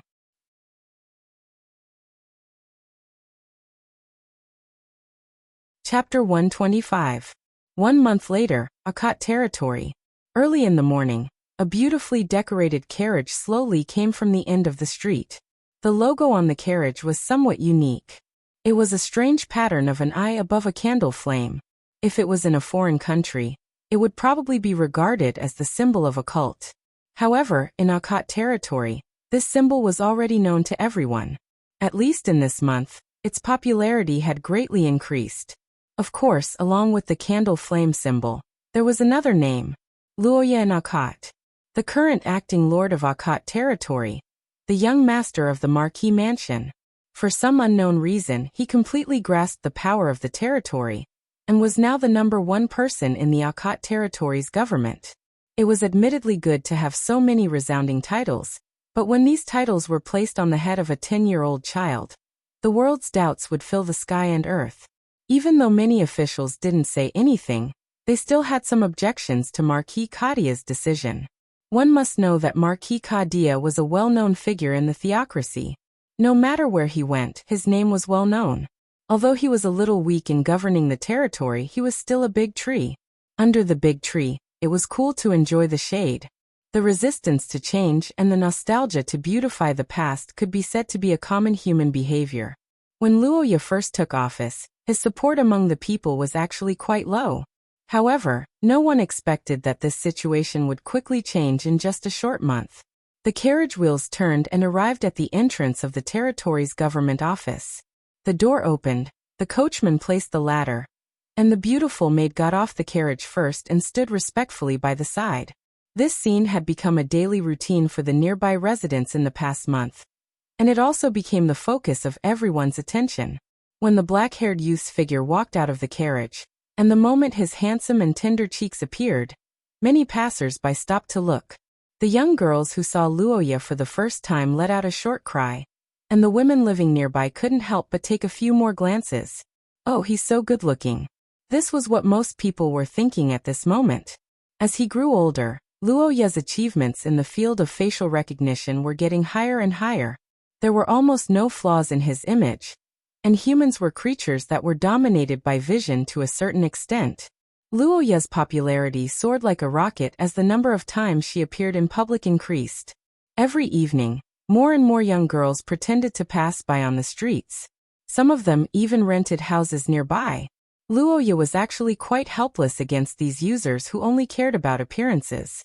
These groups of fans reminded him of some bad things from his previous life. Fortunately, these people were more rational.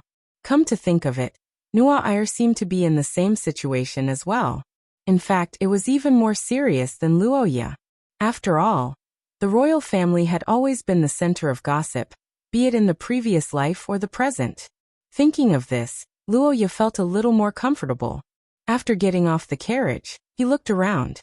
Many people around him saluted him, and Luoya nodded his head in greeting. As it turned out, Luoya could rely on his face to make a living. However, how could he, who had great ambitions to clean up the mess left by his ancestors, do that?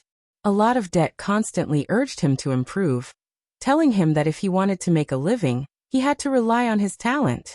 A month ago, when Luoya took over the power of the territory, the first thing he thought about was how to unite the people. During the transition between the old and the new, the officials lacked a sense of identity with the new leader. The civilians didn't care about politics and didn't know about the new leader. This was a very common phenomenon before the mass media coverage. Luoya's situation was especially serious because of his age. Expanding his influence became his priority, and he had to do it quickly. Speed was the most important thing in war. At such a critical moment, Luoya naturally couldn't be careless. Without saying a word, he took out 3 axes. The first one was to rectify the law and order. Although the Achaite territory had the best law and order among the 5 noble families, it was actually referring to the overall environment. Most of the judgments were based on the number of bandits in the territory, whether the roads were smooth and safe, and other factors that were beneficial to the merchants. However, for the citizens of Achaite City, some of the evildoers were more harmful to their lives. Petty thieves, ruffians, gangsters, loan sharks, and even human traffickers.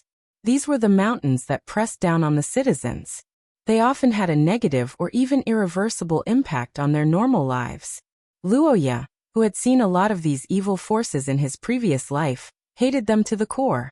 He was determined not to allow such vermin to run rampant in his territory. Thus, the slogan "Eliminate Evil," which had never appeared in the theocracy before, was launched with Luoya's strong support. Luoya carefully selected the law enforcement officers. Luoya didn't touch the city guards and the militia. On one hand, he was afraid that they would collude with the local evil forces. On the other hand, he was worried that they weren't strong enough. Luoya, who had seen a lot of extraordinaries, had a little side effect recently. He estimated the strength of his opponents as high as possible. In addition, this was a special period, so he was really cautious to the extreme. Under such guidance, Luoya only had one choice left. That was the most loyal people, the Achaite private army and the palace guards who would escort him. Thus, Duke, who was at source grade 4, personally took the lead. All of them were at source grade 5. As a local, Duke's sources of information were too wide. The first time he worked for Luoya, he was even more enthusiastic. In less than a week, he sent over a list of 100 people. The crimes on the list were roughly divided into 3 categories. The first category was people who committed murder and human traffickers. The second category was people who hurt people and indirectly caused the destruction of people's families. The third category was people who robbed, extorted, stole, and fled the city. For this list, Luoya first demanded that the evidence must be conclusive. He couldn't be biased. After ensuring that the list was correct, he immediately ordered a heavy strike. First of all, the human traffickers had to be killed, especially those who abducted children. Luoya's guidelines for these kinds of criminals were to hang them all. Not a single one was left alive. Logically speaking, the prison wasn't a place where just any trash could live. In any case, it was taxpayers' money. Some of the more vicious criminals were directly sent to Sishiya. As a grass-headed emperor, every lord had the right to change the laws in their territory. Before Luoya took action, he specifically changed the laws in this area. These evil forces would be dealt with severely. He was determined not to let them cause any more harm to the victims or retaliate against the informants. Under such a thunderous method, in just a short period of 10 days, the major gangs in Achaite City were all toppled. The loan sharks were arrested while fleeing, and the human traffickers were all caught. One after another, the hidden criminals were so scared that they lined up to surrender. They were afraid that they would be killed by Duke's troops. That's right, because Duke's troops were all youths from the military. Most of them had a strong sense of justice and a strong murderous aura. In addition to Luoya's orders, this group of Source Grade 5 enforcers would often be filled with righteous indignation when they saw criminals in the middle of a crime. Some of them were even killed on the spot. It had to be said that although these killing gods didn't follow the rules, the deterrence effect was too strong. Now when the ruffians on the street saw the Akate family's military uniform, their legs would go soft and they would tremble. Those who were timid would easily pee their pants.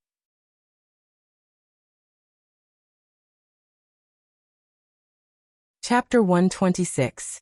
So back to the old question. How do you gather the people's hearts? There was a saying in ancient times that whoever wins the hearts of the people wins the world. So for this difficult question, Luoya actually cheated. He had a wealth of knowledge that was different from this era. Putting aside the thousands of years of history of the Celestial Empire, Luoya, who was illuminated by the Red Star in his previous life, was very familiar with the topic of uniting the people. How to unite? To serve the people. The eyes of the people were bright. Whether a lord was good or bad, mediocre or incompetent, they could see all of these.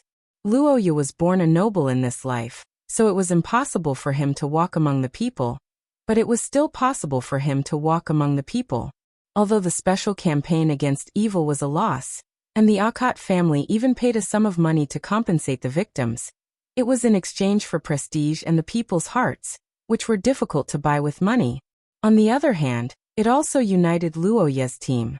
During the campaign, the finance department, the publicity department, and the special task force worked closely together.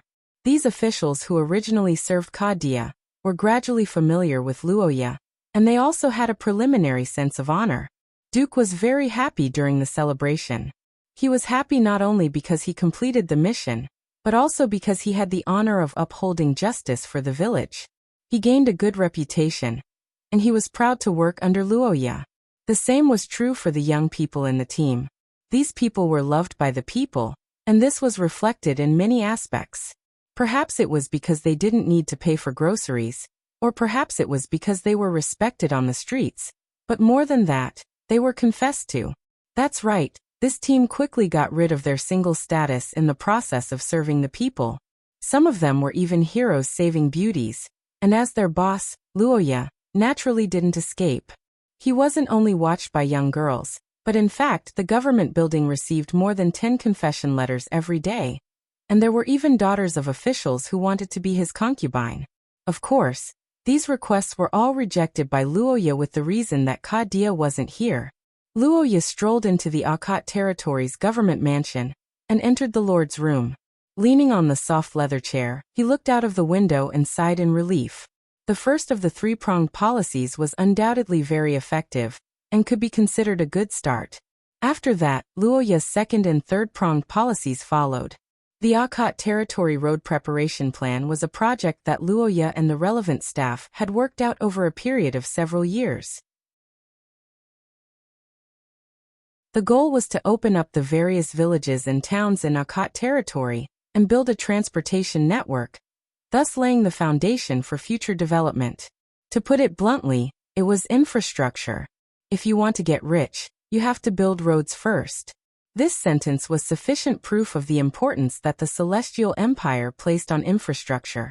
Luoya, as an upright citizen of the Celestial Empire in his previous life, could be said to have been greatly affected. How could he talk about development if he couldn't even take a proper path? One must know that whether it was military or commercial operations, a good road was the main prerequisite. The last road preparation in Akate Territory was a few decades ago when Kadia just took office. Now it had been in disrepair for a long time, and some places were impassable due to the rolling rocks. Of course, even though building roads was good, it was a huge project that required a lot of investment. Originally, Luoya wanted to seek financing from the Chamber of Commerce, but after looking at the pile of debt in his system, Luoya decided to leave a path for himself in the future. When he started, he would borrow as little as possible. In fact, even without the Chamber of Commerce, Luoya could do it alone because he could save a lot of money. Milton's Path of Nature. Forest Fairy Milton's research on the combination of nature and civilization. After cutting wood, it can produce wooden bricks that are as strong as rocks. When buried in the ground, they will take root and sprout. The wood elves still exist, but in a different way. Milton's Sessions. Price, 30,000 points/stick, Acting Lord Memorial Event. 1,000 years of accumulation will give birth to precious wealth. 1,000 years of neglect will cause the territory to stagnate. Only wealth and prosperity can resist the butcher's knife of the enemy. 50% off. Milton's Path of Nature. Price, 10,000 points/stick. When Luoya saw the discounted items in the event area, it could be said that he instantly listed Milton's Path of Nature as a must-buy. All the other daily necessities paled in comparison. In ancient times, the cost of road construction was mainly concentrated in two aspects. One was manpower, which was unavoidable, and the other was the cost of the road itself. There were several types of roads. The worst wild road only needed to be compacted, but it was prone to weeds. Slightly better roads required soil frying. Better stone roads required large amounts of raw stones to be cut. On the other hand, brick roads required a higher cost because they needed to be refined and transported in a unified manner. The basic cost of refining the bricks, the fuel consumed during the firing, and the transportation after the firing. All of these added up to a huge sum of money. But with Milton's Path of Nature, all these could be saved. This item with a strange name was actually a set of tools that was enchanted with the Forest Fairy's exclusive curse. When wood was placed into the tool, it would produce wooden blocks that would increase in hardness. After being buried in the ground, it would take root like a tree. It was simply a divine tool for infrastructure in the mountainous forests. When Luoya first saw this item, he had doubts. What if it caught fire? But after testing it, Luoya realized that he was overthinking. This Milton's Path of Nature absorbed water and released water when it was on fire. It was harder to ignite than ordinary roads.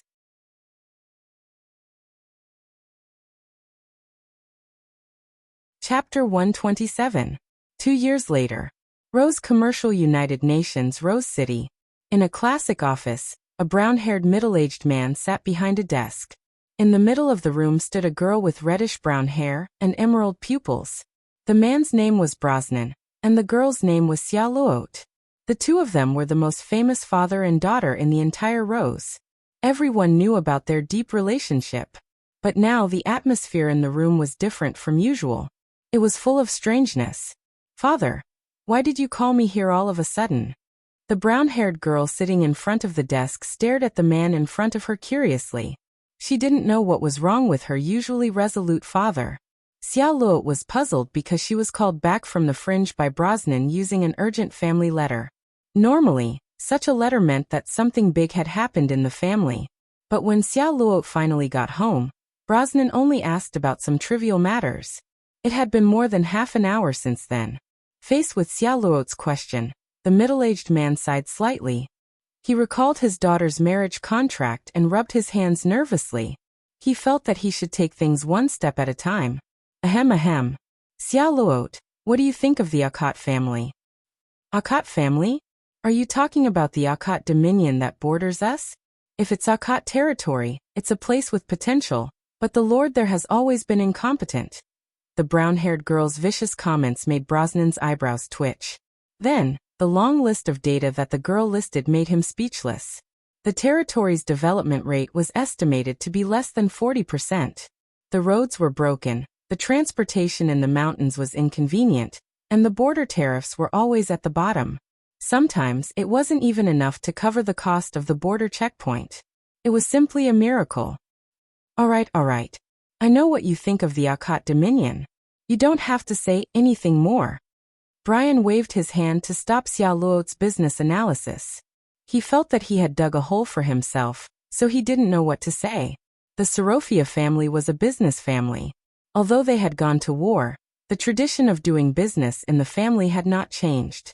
Sitting in the commercial center of Rose, they built their country on economics. When they looked at others, their focus would naturally be on economics and statistics. The Akot family, as a neighbor whose valuation was always high but whose output was always at the bottom, naturally didn't have a good reputation among the Sorofia people. However, as the head of the family, Bruce didn't think so at all. From a merchant's point of view, Akat Hill was not good, but in terms of supernatural power and military, it was very good. After all, there was no such thing as a perfect territory. Loche developed his business, which was why he was prosperous, but Akat chose military force, which was why it was stable.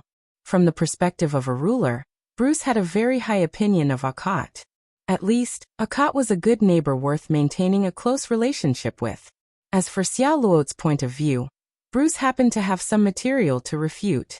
Xiao Luote, do you know Luo Akat? Luo Akat. Oh, he's the only son of the current Marquis Kadia Akat. I heard that he was very naughty when he was young. Later on he seemed to have a good relationship with the Nuwa Iyer princess of the theocracy. Ahem ahem. Let's not talk about his past or who he is backing. You have been busy with the fringe for the past 2 years, so the news is a little outdated. Take a look at this first, Bruce said as he handed the document to Xiao Luote. The brown-haired girl took the document and read it carefully.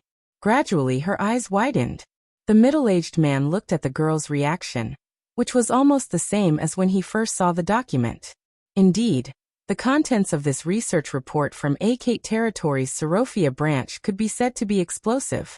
The various data in it were somewhat unimaginable, to the point that Bruce had to send someone to investigate it and reconfirm its authenticity.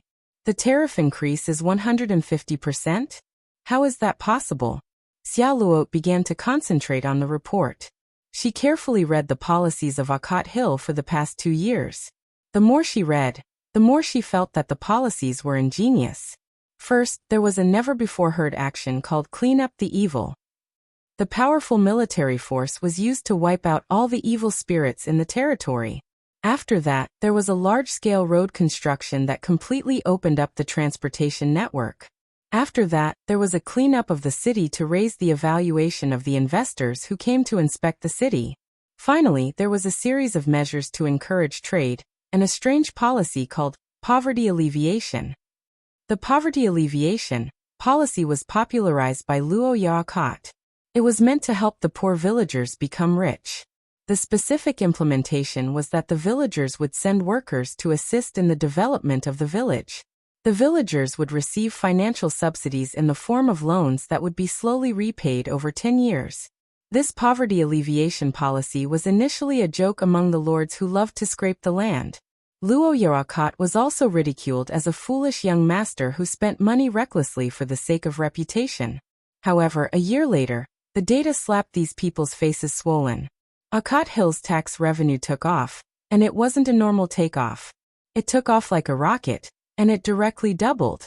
And this was only the first year.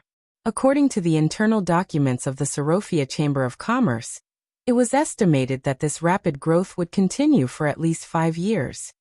How is it? Xiao Luote, do you still think that Luo Akat is ignorant and incompetent? If this was really a decision made by him, then this person is not simple. Maybe he is a genius. The reddish-brown-haired girl couldn't help but praise. This made Bruce sigh in relief, and he also threw out his trump card. Not only that, Akat Hill recently submitted a cooperative development plan to us. It involves the entire southern part of Akat Hill and northern part of Rose. I think this plan is very good. What do you think?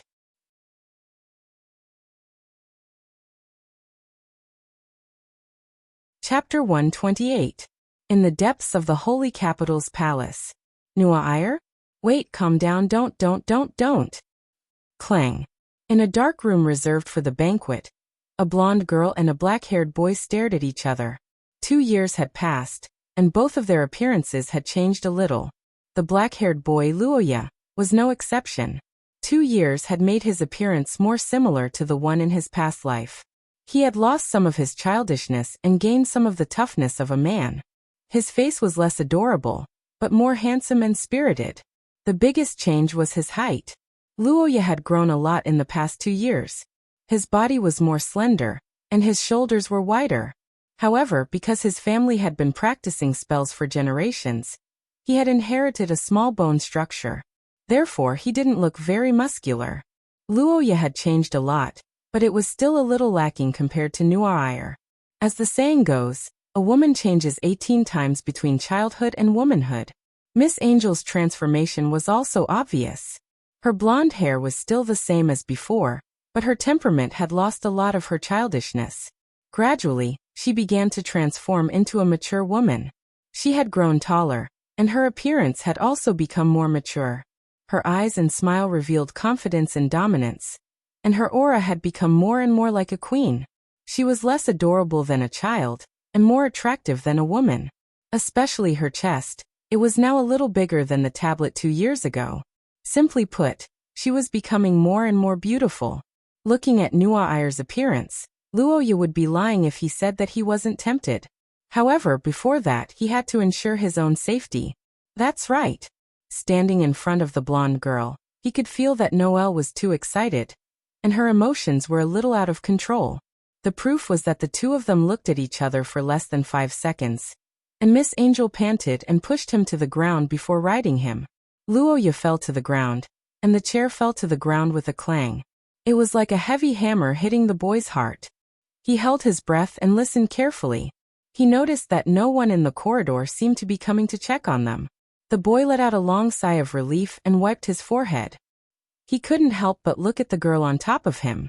Her cheeks were bright red. Are you crazy? There were so many people outside. Speaking of which, why did you bring me here for your birthday? Don't you care about the people who come to see you? I can't help it. It's been 2 years since we last met. I can't hold it in any longer. Can't help it? Wait, what are you doing? No, Oh. The young man's forced smile was broken. Before he could finish his words, his lips were forcefully kissed.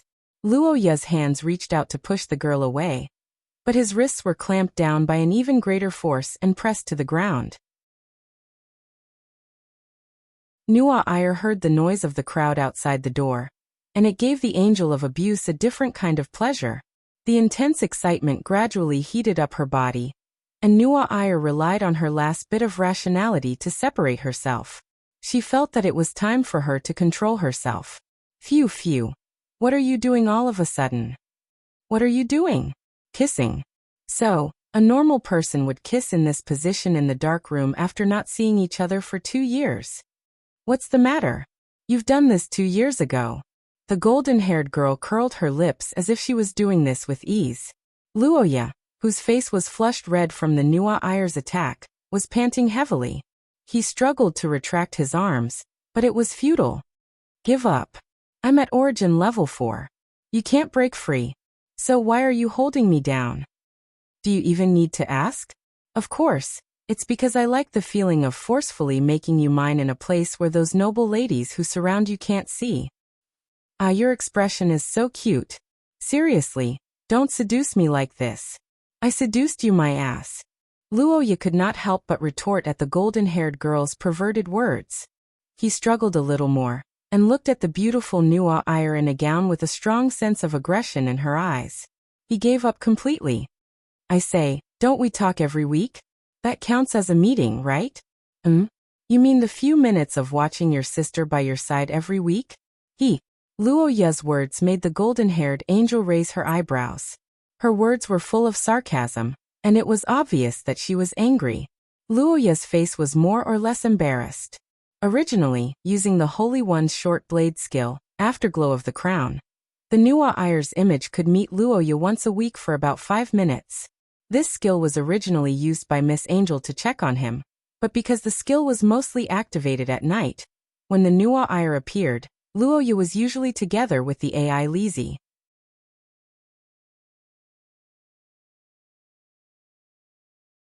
Chapter 129. In a short period of time, a close-range fight took place in the empty room. Luoya, who was in a disadvantageous position, actively resisted. He kicked his legs and stretched his arms like a carp king that had come ashore. However, even in the face of such fierce resistance, Miss Angel was still at ease.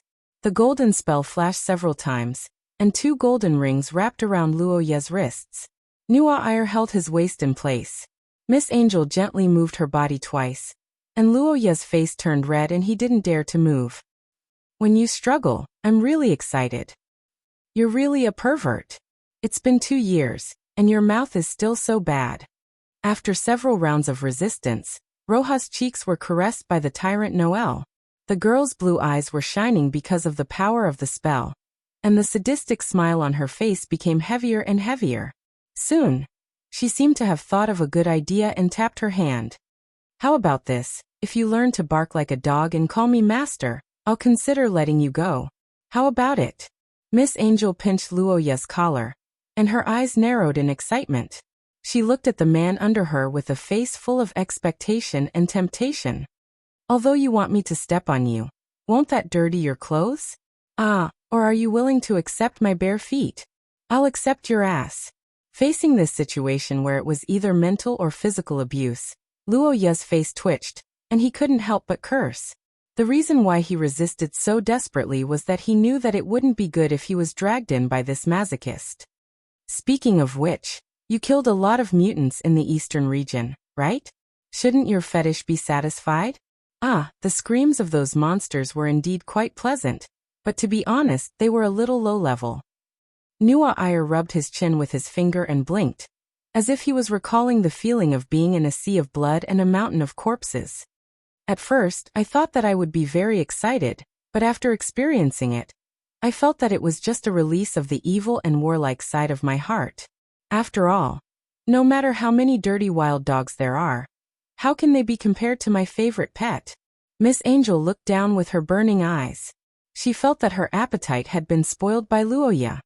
After tasting the delicacies, that kind of coarse bread is just a temporary buffer. So what do you think? What do you think? You're such a sadist. Luoya cursed madly in his heart, and began to think about how to break out of this situation. However, before he could do anything, a cold voice suddenly came from behind the two of them. Your Highness Nua Iyer, can you please stop bullying my elder brother? Tisk. The moment she heard this voice, the golden-haired girl was speechless. She straightened her body and turned around, only to see the silver-haired girl staring at her coldly. 2 years had passed, and Ai Lizzie had changed a lot. Her petite body had grown a lot in these 2 years, and she had become more ladylike. Her face had lost some of the fleshy feeling of a child, and became more delicate. Her pair of red eyes were still the same, and her temperament, like that of a flower on a high mountain, was more obvious. Now Ai Lizzie's beauty was famous in the theocracy. Her soul-stirring beauty was like a mass-produced machine of love at first sight. Many nobles were addicted to her beauty and desperately tried to curry favor with her. However, in the face of these fanatical pursuers, Ai Lizzie did not show any mercy and secretly taught them a lesson many times. However, unlike in the outside world, when Luoya was in front of this cold and unapproachable girl, she would suddenly transform and throw herself into his arms with a smile. Nua Iyer was speechless at Ai Lizzie's behavior of pretending to be an obedient child in front of Luoya. And Luoya was indeed deceived by her pretense. Every time, she would patiently comfort the frightened Ai Lizzie and use her young age as an excuse to reject all the suitors. Of course, those dissatisfied nobles had also sent letters to the two's father, Marquis Kadia, but they were all like stones thrown into the sea. Nua Iyer understood this. Ai Lizzie was a genius, and Marquis Kadia would never let her go unless his brain was knocked out by a mutant. Ai Lizzie, I haven't seen Luoya for 2 years. Don't you think it's a little inappropriate to interrupt us at this time? The blonde girl turned her head and narrowed her eyes. Her expression was obviously not good. Ai Lizzie heard her and said indifferently, I can understand your feelings, Your Highness, but as the main character of the birthday party after 2 years, your absence has caused a commotion. Of course, the most important thing is that Father is back. Father? Ai Lizzie's words caused Luoya to react violently. Nua Iyer's expression also changed when she heard this. She removed the restraints of the curse, and Luoya immediately sat up. Marquis Kadia had been the logistics department head for the front lines for more than 2 years. During this period, he had only returned home once. It could be said that they rarely met up. Now that he had suddenly returned to the holy capital, it was a pleasant surprise for Luoya. Father is back from the front lines? Didn't he say that he couldn't make it to the birthday party because of a mission? It seems that he completed it ahead of time.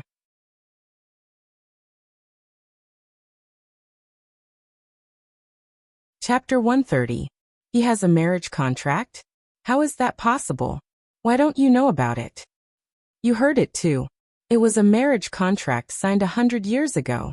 Father never mentioned it, so of course I don't know about it. Then what do we do now? It's fine if it's someone else, but it has to be that Sorofia Sialuot.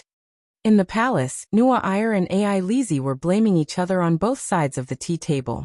The source of their worries was undoubtedly the news brought by Kadia, who rushed back a few days ago. Luo Yoakat, the lover of Nua Iyer and Ai Lizzie, had known them for 3 years. However, a few days ago, during the banquet, he suddenly received an explosive news. He had a fiancé, and this fiancé was a very powerful person. Sialuot Sorofia was a beauty whose name spread throughout Shia. It was said that her beauty was as flawless as the fairies in the myths. She was an existence that made people want to give her everything they had when they saw her. She was an existence that would make people burn with love and lust. Of course, this was only her appearance. In terms of status, she was the eldest daughter of the Sorofia family, and the future leader of the family. In terms of personal talent, it was said that she was a rare business genius, a top designer, and an artist in the fashion industry. She was an all-rounder that no one could find fault with. It's troublesome, it's really troublesome this time. It's fine if it's someone else, but definitely not Sialuot. Your Highness, you've seen her before? Yes, I've seen her once. It was last year when I visited Rose before I went to the front lines. When Ai Lizzie asked this question, Nua Iyer responded with silence. After hearing this question, Miss Angel frowned. After a long time, she finally spoke with difficulty about her feelings at that time. I'm moved. What? I said that the moment I saw her, my heart sped up. Do you understand? The Nua Iyer held her forehead as if she had given up on herself. She couldn't believe what she was feeling. The silver-haired girl stared at the Nua Iyer, and suddenly stepped back in fear. Miss Angel was stunned. Ai Lizzie, what are you thinking? For the record, I don't like girls. No, Your Highness, you don't have to explain. I actually support you. Ai Lizzie waved her hand with an understanding expression that said, You'd better find that Sialuot and spend the rest of your life together.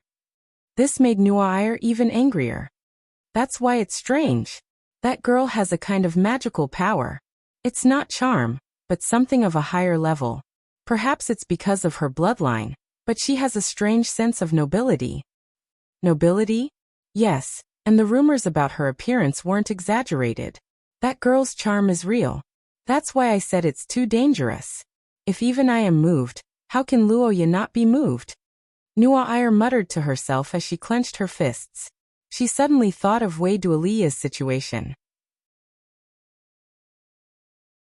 In history, Wei Dualia's relationship was thwarted because Ponte got married first. She endured for more than 20 years. Nua Iyer felt that it was already very miserable. She didn't expect that it would be even worse for her. Luoya also had a marriage contract. Once she became a Nua Iyer, she wouldn't even be able to endure. Endure until an elf dies? Isn't this a joke? No. We can't just sit here and wait for death. We have to find a way to stop this marriage. But what should we do? This kind of marriage contract is 100 years old. Elder brother can't unilaterally reject it, right? Ai Lizzie's words caused the atmosphere in Nua Iyer's room to become heavy. There was no way to unilaterally reject it. This was the most troublesome part about marriage contracts. Setting aside the novels for now, in reality, almost none of the nobles would break off a marriage contract. The more powerful the nobles were, the more likely they were to break off all pretense of cordiality. At the end of the day, it didn't matter if two people were suitable for each other in a political marriage. As long as the person married into the family, it was fine. Most people would marry in name even if they weren't suitable for each other. For example, Ponte even fulfilled his obligation to have a child. Nua Iyer began to feel dizzy at the thought of Sialuot fulfilling her obligation to have Luoya's child. Ai Lizzie's face also turned pale and her body swayed. The marriage contract must be reasonable. Both parties must agree to it. Luoya's side is fine, but Xiaoluo's side is almost impossible. Why? She doesn't even know elder brother, but she wants to marry him?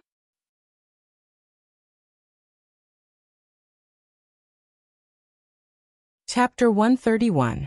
It's finally here. After 2 years, the flag is here again.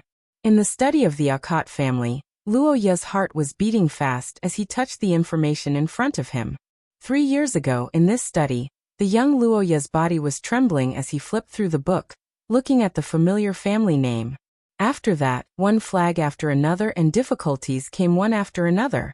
Ai Lizi Nua Iyer, these geniuses, one by one, formed a connection with him. There were thrills and crises in the process, but they were all resolved by Luoya. Even the 2 geniuses were roped in by him. Now Akat territory was steadily developing under his rule. The flag of the family was not completely removed, but at least there was no problem for now. In the system, Luoya had already paid 150,000 gold coins in the past 2 years. Although there was still 350,000 gold coins left, it was barely enough to cover the tax revenue of the territory. The old challenges were over. A new future awaited him, and new challenges were about to come. Xiaoluo Tserofia, this character was Luoya's new flag. To be honest, Luoya was not as familiar with this character as Nua Iyer. He did not have time to play Xiaoluo's side quests, but according to the information in the public line, Luoya could roughly summarize a few characteristics of Xiaoluo. First, she was conventionally good-looking. There was nothing much to say about this. It was just that she was not as stunning as a 2D character. Second, she was cold to people she was not familiar with, and was almost uninterested. Third, she was multi-talented. She was a real aristocratic young lady, but she was not weak. Fourth, she was good at strange curses. Usually, she needed money or gems as a catalyst. Fifth, Xiaoluo was very filial. She had a good relationship with her father, but her family was more chaotic. The black-haired young man racked his brain to recall, and finally confirmed these points. He then began to analyze. If he wanted to remove the flag, there was no doubt that favorability was an important indicator. Whether it was Ai Lizi or Nua Iyer, their favorability had been boosted by Luoya. Originally, Luoya wanted to hide from Nua Iyer, but the results later proved that it was useless. And this time, facing Xiaoluo as the betrothed, there was no way he could hide. Betrothed, this was a unique identity. To be honest, Luoya felt that it was a bit troublesome. At the banquet, when Kadia told Luoya about this, Nua Iyer and Ai Lizi had a huge reaction. The blonde girl lost her manners for the first time, and anxiously asked Kadia what was going on. The silver-haired girl tugged at Luoya's clothes and was about to cry. Without a doubt, giving up 2 flags for one was an unwise move. Luoya did not want to be hated for neglecting Ai Lizi or Nua Iyer one day, and then be stabbed in the back. Stabilizing the foundation was what Luoya had to do. And from another point of view, this engagement was also the easiest to remove, because in the original work, Xiaoluo clearly hated this engagement. It was obvious that when a young girl was suddenly appointed as a fiancée, she would not be happy about this kind of thing. Some would even have an extreme reaction. As for Xiaoluo, Luoya felt that she was the type of person who would stubbornly stand up for her family. The reason was that in the game, Xiaoluo's attitude towards Luoya was very cold. She had once revealed to the protagonist that she did not like him, but because of certain reasons, when the protagonist and others ganged up on Luoya and beat him to death, Xiaoluo did not do much, but she also did not show any mercy. From this, it could be seen that in the game, Luoya did not remove the engagement, and even used it to threaten Xiaoluo. If the current Luoya did the opposite, and was willing to cooperate with her to remove the engagement, and return Xiaoluo her freedom, then wouldn't it be easy to gain a large amount of affection points? Of course, the removal of the engagement was only one aspect. If she wanted to completely turn Xiaoluo into an ally, then she had to start with her family. Xiaoluo had a good relationship with her father, and she was also a person who managed a large family. If she wanted to have a good relationship with such a person, then naturally she would not do anything without her family. In other words, as long as Akat territory and Luoya were in a honeymoon period, then even if Xia Luo hated Luoya, she would not do anything. In this regard, Luoya had many methods. Due to the threat of his family's decline, Luoya had worked extra hard in the past few years. Now the villages in the southern mountain forest were much more prosperous under his management than 2 years ago. Every month, the number of carriages coming and going on the official road in rows increased. Now the only problem was the Warren Mountain Range in the south of Akate territory. It extended out of the territory and into Rose's territory. The Warren Mountain Range covered a large area and was rich in resources. Normally, there should be a lot of treasures in it, but it had not been properly developed for a long time. Luoya had already submitted an application to Sarot. If the proposal was approved, the two sides would become partners and jointly develop this treasure land. This way, one was to share the risk, and the other was to gather the strength of both sides to explore further.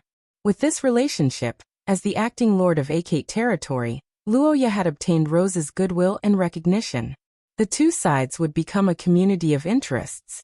In this case, his relationship with Xia Luo would naturally become closer. Very good, no problem, no matter how I look at it, this carriage will not flip over. In order to leave a good impression on Xia Luo, Luoya could be said to have racked his brains. From the day's weather to the itinerary, Luoya checked everything, and even found a famous designer to design the dress. Xia Luo was a fashionista, so Luoya naturally could not appear too old-fashioned. The Akate family was more serious and based on the military, so Luoya ordered a slim-fit dress with elements of a military uniform. It was designed by Sarot's retired design master, Carter. He also had another identity as Xia Luo's fashion design teacher. Luoya did not believe that there would be any mistakes. As for the decoration of the house, after some research, the Akate family decided to abandon the luxurious and exquisite style and go for a classical style. There was no other way, no one could compete with Sarot in terms of money, so they might as well compete with their history and heritage. Akate family was a 1,000-year-old family. They did not have anything else but the collection of their ancestors and antiques. Luoya waved his hand, and the servants immediately began to move out according to type. In short, if he wanted to have a good relationship, at least he could not weaken his reputation. True friendship could only be achieved in a relationship of equals. Luoya's goal was to cooperate with Xia Luo to smoothly dissolve the engagement, keep his foundation, and then become good friends and business partners with her. After some planning, the young man was already confident. However, what he did not know was that the two girls were also secretly preparing.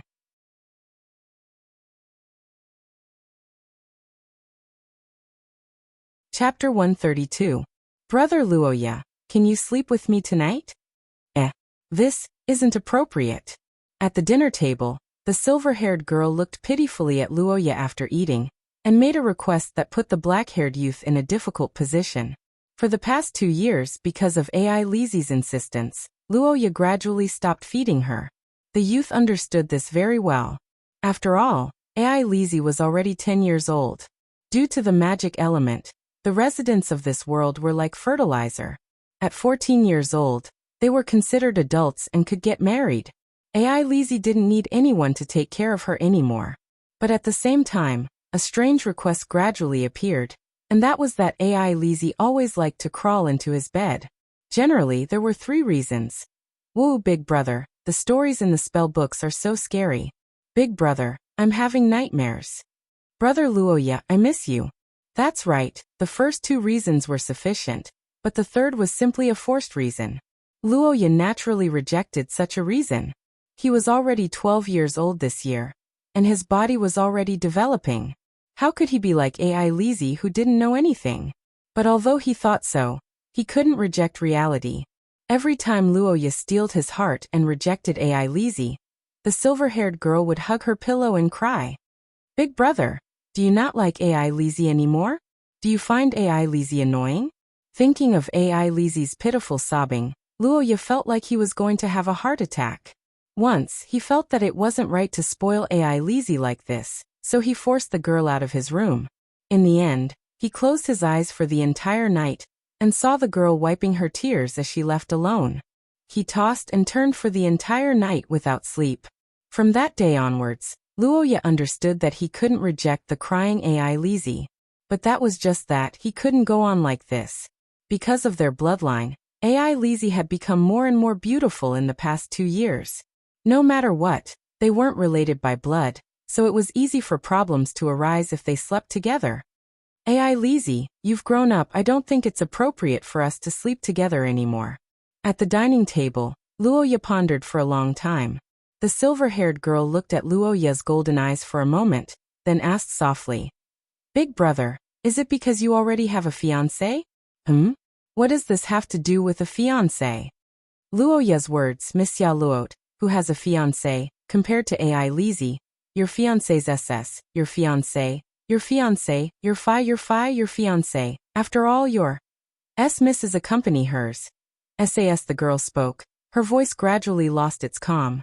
She took 2 deep breaths and turned her head to avoid looking at the dazed Luoya, as if she didn't want him to see the helplessness and weakness in her eyes. Luoya stared blankly at the girl opposite him. He suddenly felt that he had been so busy preparing to pull off Xia Luot's flag that he had neglected AI Lizzie. To put himself in her shoes, if AI Lizzie was busy meeting her fiancé, then Luoya, fiancé my ass. I'll break his legs for him. After thinking about it for a moment, Luoya suddenly felt a surge of anger in his heart, but he quickly sobered up. The youth coughed twice and tried his best to avoid the reality that he was a siscon. Yes, fiancé and whatnot are all the poison of a traditional marriage. How can I let AI Lizzie suffer such a loss? Even if she really likes him, she has to be free to fall in love. Of course, it has to be the kind that Luoya personally checks. After letting his imagination run wild for a while, Luoya's thoughts returned to the dining table. He looked at the silent AI Lizzie and sighed. For the umpteenth time, the love in his heart had won over his rationality. Okay, but let me say this first. At most once a month from now on. The black-haired youth sighed and said so. In the next moment, AI Lizzie's face regained its smile, and she jumped off the chair and rushed into Luoya's embrace. Thank you, big brother. You're already so old, but you still like to act like a spoiled child. It has nothing to do with age. Girls will always act like a spoiled child to the person they like. Okay, really. Luoya blushed a little at AI Lizzie's words, and his heart felt a little itchy. After dinner, the two held hands and went to the study to chat and read.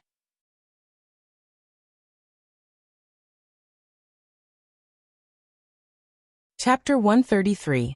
In front of the desk lamp in the study room, Luoya looked at the translation of the letter written in ancient Austin, and his expression gradually changed. The content of the letter was very short, and there was no difficulty in translating it.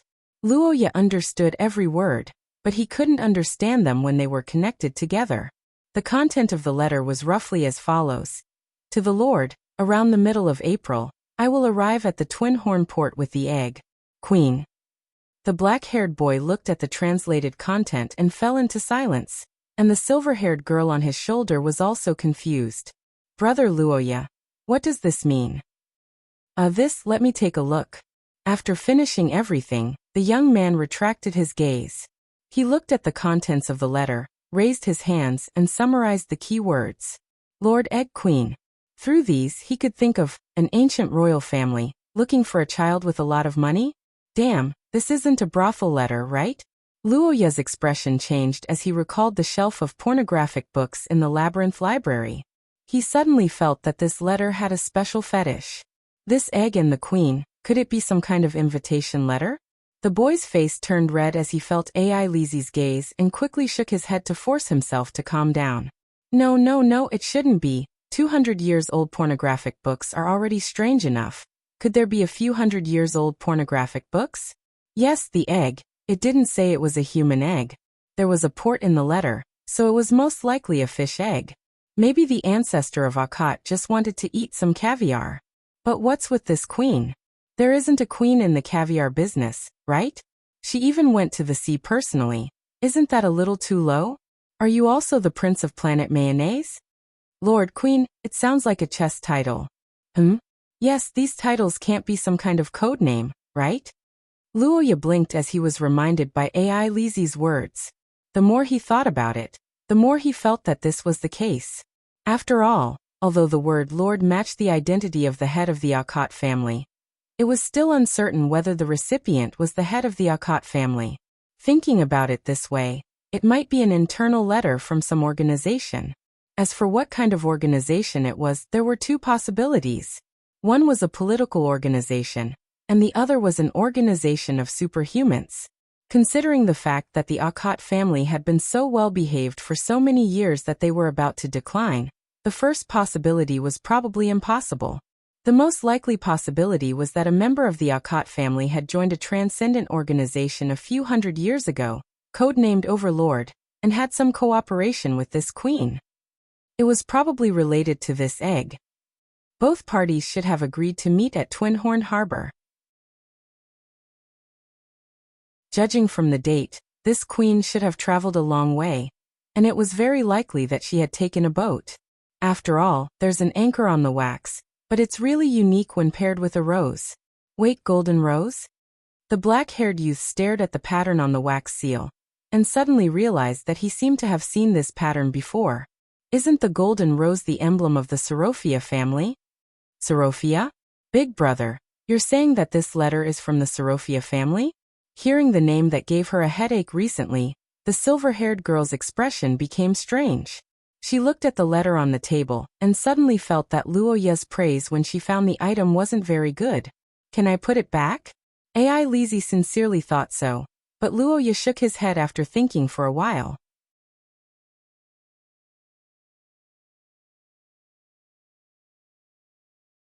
Chapter 134. Xia Luot Sorofia looked up at the starry sky, and she felt a little uneasy. It had been 5 days since Lo She left. Xia Luot's convoy had left the country, crossed the Warren mountain range between the two territories, and entered the southern part of Alcott territory. As a veritable rich family, Sorofia's convoy was obviously different. The dragon-like convoy was followed by a regular guard of 500 people.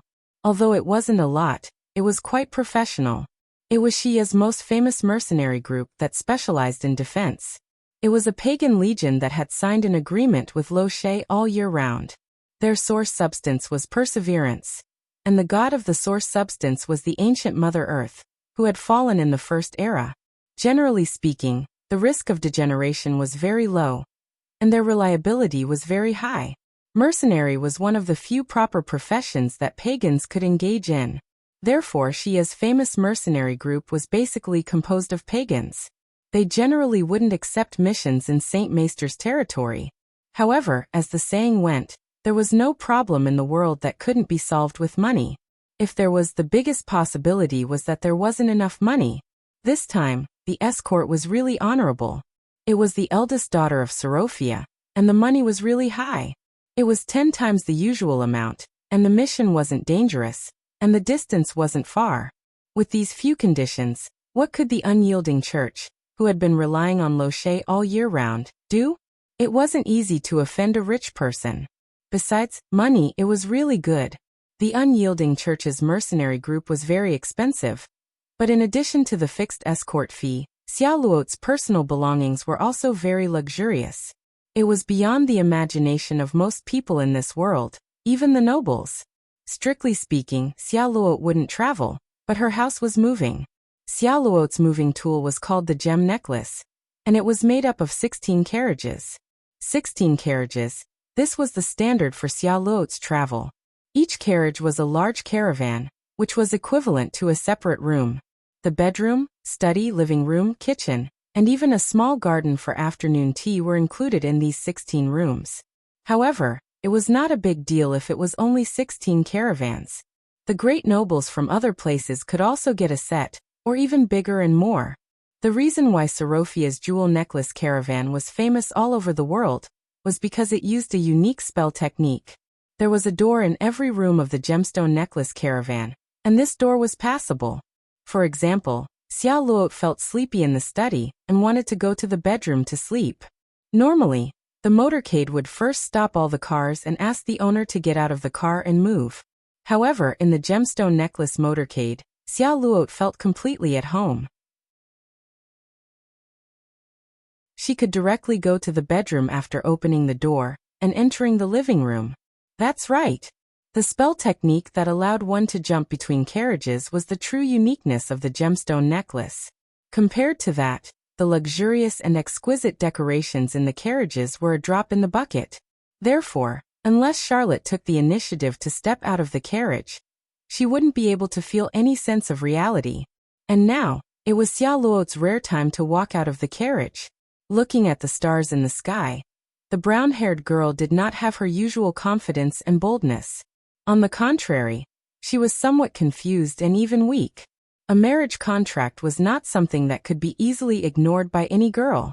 In Xia, where political marriages were popular, traditional marriages based on benefits had always been common among the nobles. It could be said that the marriage contract was born for this reason. From the moment it was born, it was based on benefits. Therefore, it did not need to consider the feelings of both parties. Everyone in the marriage contract was purely a condition in order to achieve a result that was in line with their interests. Xia Luo had a sense of fear and natural resistance to marriage contracts. It was just like any young girl who suddenly found out that she was going to become husband and wife with someone she did not know. It was natural for her to refuse. And from the experience of her family, Xia Luo did not think that this kind of abnormal product could breed happiness. Xia Luo's mother was the best example. She was born in a great noble family in the Austen Empire. Because of the marriage contract, she married her father, Bruce, with the purpose of easing the long stiff relationship between Lo She and the Austen Empire. It turned out that this goal was achieved, but the price was that Xia Luo's family was completely broken. Xia Luo's mother was a believer in the Austen Empire's orthodoxy. She was stubbornly biased against Lo She. After giving birth to Xia Luo, she was not even willing to raise her by herself. After a few years, she returned to the country and lived separately. Xia Luo and her father, Bruce, depended on each other for survival. The relationship between father and daughter was very good, but Xia Luo's only memory of her mother was a few years ago when she visited the Austen Empire. That woman looked at her indifferently and did not smile. Her family made Xia Luo have a natural dislike of traditional marriage, but Xia Luo's experience in this regard was not limited to that. Sorofia was a great family, and Xia Luo had many relatives. In Bruce's generation, in order to expand Lo She's influence, political marriage was the task of almost everyone in the family. Xia Luo's aunt was brutally abused by a cruel noble, causing one of her eyes to have vision problems. Her cousin also stayed alone in an empty house for many years because of her dissolute husband, and she still did not have a child. On the surface, nobles were all gentlemen, but there were too many variables in their moral character. There were very few good people who were strict and had high moral character. Faced with this situation, how could Xia Luo, who was about to follow in her footsteps, not be afraid? The girl was afraid, but at the same time, she also had some hope. Xia Luo, your marriage contract was signed 100 years ago. After 100 years, you were born at the same age. This might be a kind of fate. Bruce's words echoed in the girl's ears, and Xia Luo's heart couldn't help but be moved. Fate, this word had a special meaning in the Sorofia family. It was said that the first generation of Highland elves belonged to the goddess of fate. They were existences who could see the flow of fate, and were also the origin of prophecy and divination. This word had a unique charm. Although it was small, it did move Xia Luo's heart, and made her yearn and fantasize that should belong to a girl of her age. What if this boy who was the same age as her wasn't so terrible? Although the previous rumors about Roja were unbearable, but since more than 2 years ago, Sorofia's investigation documents gradually had a good evaluation. Now that he is the acting lord, he should have some achievements, so there is nothing wrong with meeting him a little, right? At the very least, this was someone who was the same age as Xia Luo, and not the age of the other country's royalty, who often jumped from 30 to 30. In terms of appearance, Xia Luo didn't have high requirements. In fact, she didn't care about strength either. As long as he was upright, honest, kind, and could give her happiness and a complete and harmonious family, she was willing to give it a try. For this reason, she specially sent her personal maid to investigate. Go Lacey, you have to help me look carefully. Under the night sky, the girl whispered softly, and her words traveled far with the wind.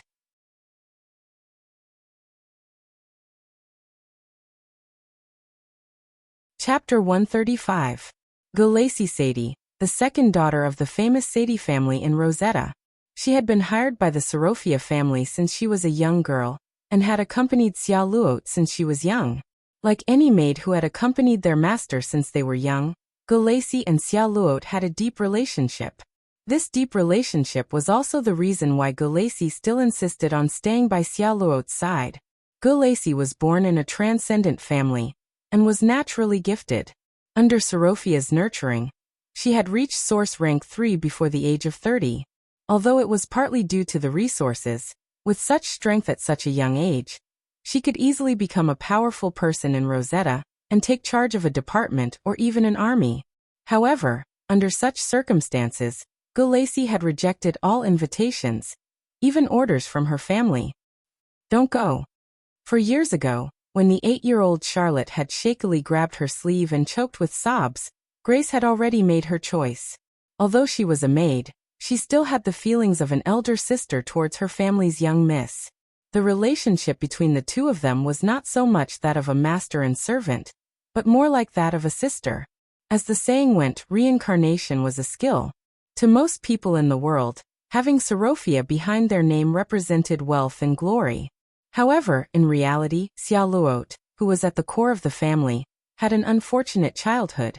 As a personal maid, Gulacy had personally witnessed Xiao Luot's misfortune.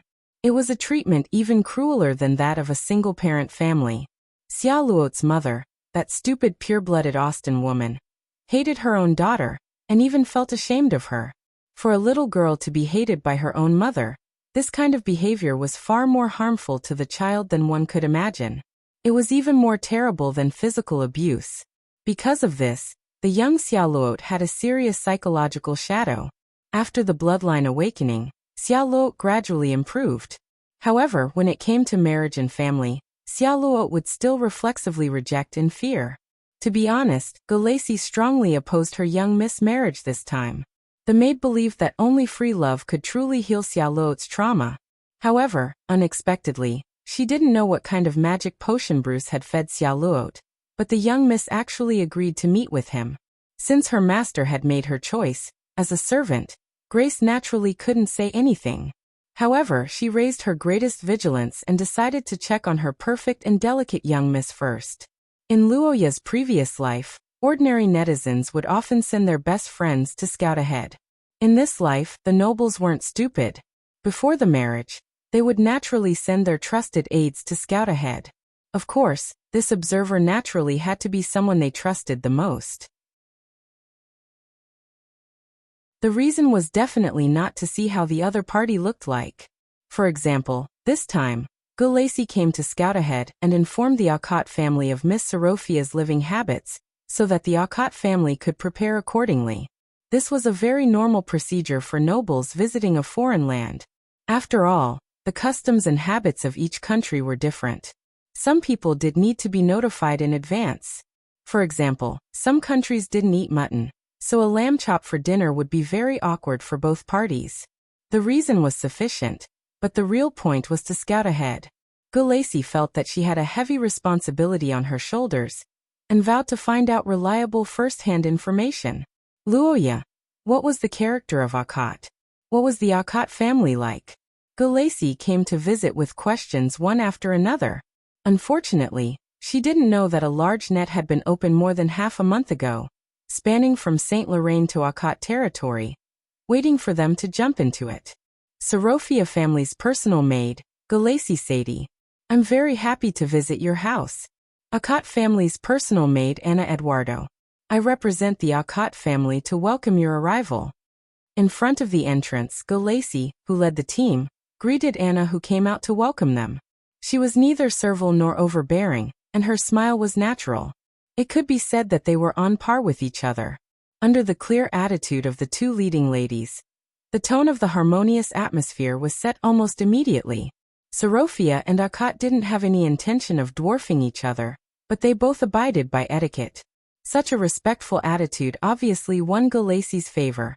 In the past, she had visited many noble families as an emissary of Xiao Luot. The servants of the large noble families were too arrogant, and the small noble families were too humble. There were countless such situations. In this aspect, the Akot family's performance could be said to be very appropriate. The bearing and upbringing of a servant to a certain extent reflected the style of the master. Based on this, it could be inferred that the Akot family had a deep upbringing. It was worthy of being a large family with thousands of years of inheritance. Making a plus sign in the small notebook in her heart, Gulacy and Anna entered the Marquis residence together. When they first entered, Gulacy didn't have any reaction. The accompanying Sarofia family's servants also didn't have any reaction. Although the decoration of the Akot family's residence was good, it wasn't considered luxurious, and it didn't cause any surprise. But as the two sides communicated and moved, the expression in Gulacy's eyes gradually began to change.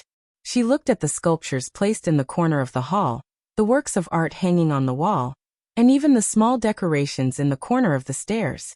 She gradually discovered that something was wrong.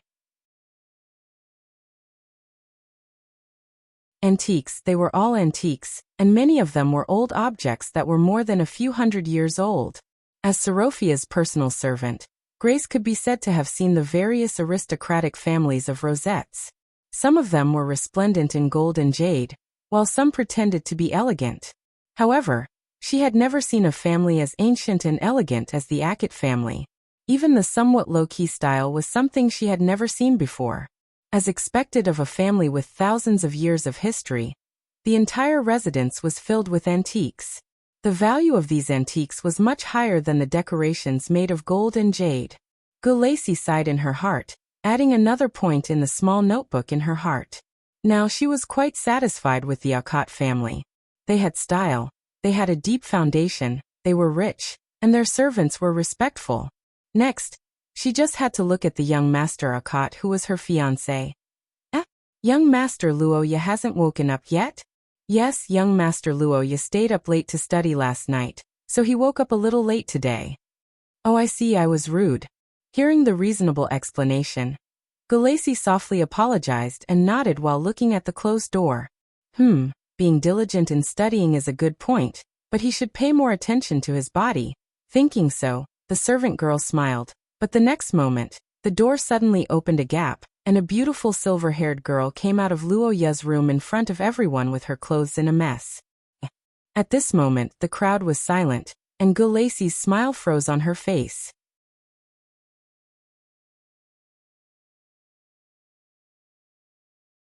Chapter 136.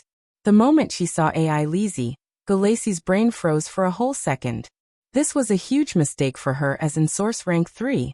From this, one could see how much of an impact this scene had on her. Studied too late last night? What did she study? Was it physiology? Grace froze. Behind her, the servants of the Sarofia family froze. The servants of both families in the corridor collectively stared at the silver-haired beauty, whose hair was somewhat disheveled. This behavior also attracted her attention. The soul-stirring young lady turned her head. When she saw Gulacy and the others, her eyes flashed with doubt. She lightly opened her mouth as if she was the mistress of this place. Anna? Who are they? Miss AI Lizzie, these are the guests of the Sarofia family. They are the servants of Miss Yaluot, who is engaged to young master. Anna, who had been well-mannered since they met, seemed to be a little embarrassed in this situation. She hurriedly stepped forward to block Gulacy's line of sight. Then she forced a smile and explained. This is Miss AI Lizzie of our Akot family. She is the younger sister of Luoya. They usually have a good relationship and often read books together until late at night. Younger sister? Read books until late at night? When Anna said that the girl in front of her was Luoya's younger sister, even Gulacy couldn't help but widen her eyes and exclaim in her heart. Gulacy glanced at AI Lizzie, who hurriedly adjusted her clothes to cover the kiss marks on her body. She felt her brain buzzing. According to the information report provided by Sarofia, Gulacy already knew that this young lady named AI Lizzie was only an adopted daughter. She had no blood relationship with Luoya, but even so, the two of them were still considered to belong to the same family. How could she act so recklessly? An abnormal relationship between a man and a woman within the family was undoubtedly a taboo topic for Gulacy. The servant girl's expression turned ice cold. and the servants of the Akot family quickly tried to mediate the situation. "Miss, you must be tired from staying up all night reading, right? Do you want to go back to your room and rest?" Yes, Anna. My brother is still sleeping, so I'll go back to my room first." "Yes, Mississippi." The silver-haired girl lowered her head and did not look at Gulacy and the others at all. Under the cover of the maids, she hurriedly left with her unbuttoned clothes. Gulacy looked at her back and suddenly found that there was something wrong with her pace. Wait, did they really have sex? This child didn't look very old. How could something like that happen at this age? Gulacy looked at Ai Lizzie's awkward walking posture, and his mind was in a mess. Just like any adult who saw a young person messing around, the first thing he felt was disbelief. Maybe it's a problem with her sleeping posture. No matter what, it shouldn't be that absurd, right? The servant girl who was looking for a reason in her heart was a little pale. The good impression she had of the Akot family so far was almost gone. Drawing a few minus signs in the little notebook in his heart, Gulacy took a deep breath and calmed his emotions. Although the Akot family was doing well and had a deep history, the fact that Luoyo Akot had a relationship with her adopted sister made her feel that this family was not as upright as she thought. "It seems that I have to re-evaluate the situation of the Akot family." Gulacy regrouped, and the Akot family also finished cleaning up the mess. Ai Lizzie was escorted away by the servants, and Anna led Sorofia and the others to familiarize themselves with the mansion. The rest of the trip went smoothly. The group confirmed the location of the restaurant, the situation of the kitchen, and the day's menu together. After the two sides finalized the various taboos when meeting, Gulacy looked at the guards and frowned. From the beginning, Gulacy felt a little strange. Although the Akot family was a big noble family, there seemed to be some problems with the defense of the Akot family. There were actually two troops with different uniforms in charge. Normally, even if there was a difference in position or strength, the guards should be wearing the same uniform. Otherwise, it was very likely that both sides would be less vigilant against strangers. After all, no one could tell whether the other side had new members or not. For this strange situation, Gulacy, who was also in charge of Xia Luo's safety, naturally chose to ask, but he didn't expect to get a shocking answer. "This is the army directly under Her Royal Highness?" "Yes, this was a gift from Her Royal Highness 2 years ago when young master returned to the Akot family. It represents the deep friendship between both sides." Anna looked at the royal guards with a normal expression. It was obvious that she was used to their existence, but the words she said shocked Gulacy to a certain extent. Gulacy had long heard that the royal family of the St. Maester Church acted as the protector of the Akot family, according to the ancient contract, but he didn't expect it to be to the extent of directly sending troops. From this point of view, the Akot family, who had a good relationship with the royal family, seemed to have great potential. Although titles, territories, and the like were impossible to mention, as a big country, the power of the ministers of the St. Maester Church was still considerable. Not to mention other things, the influence of their political participation on the Church's diplomatic relations with the Rose Commerce United Nations was a big variable.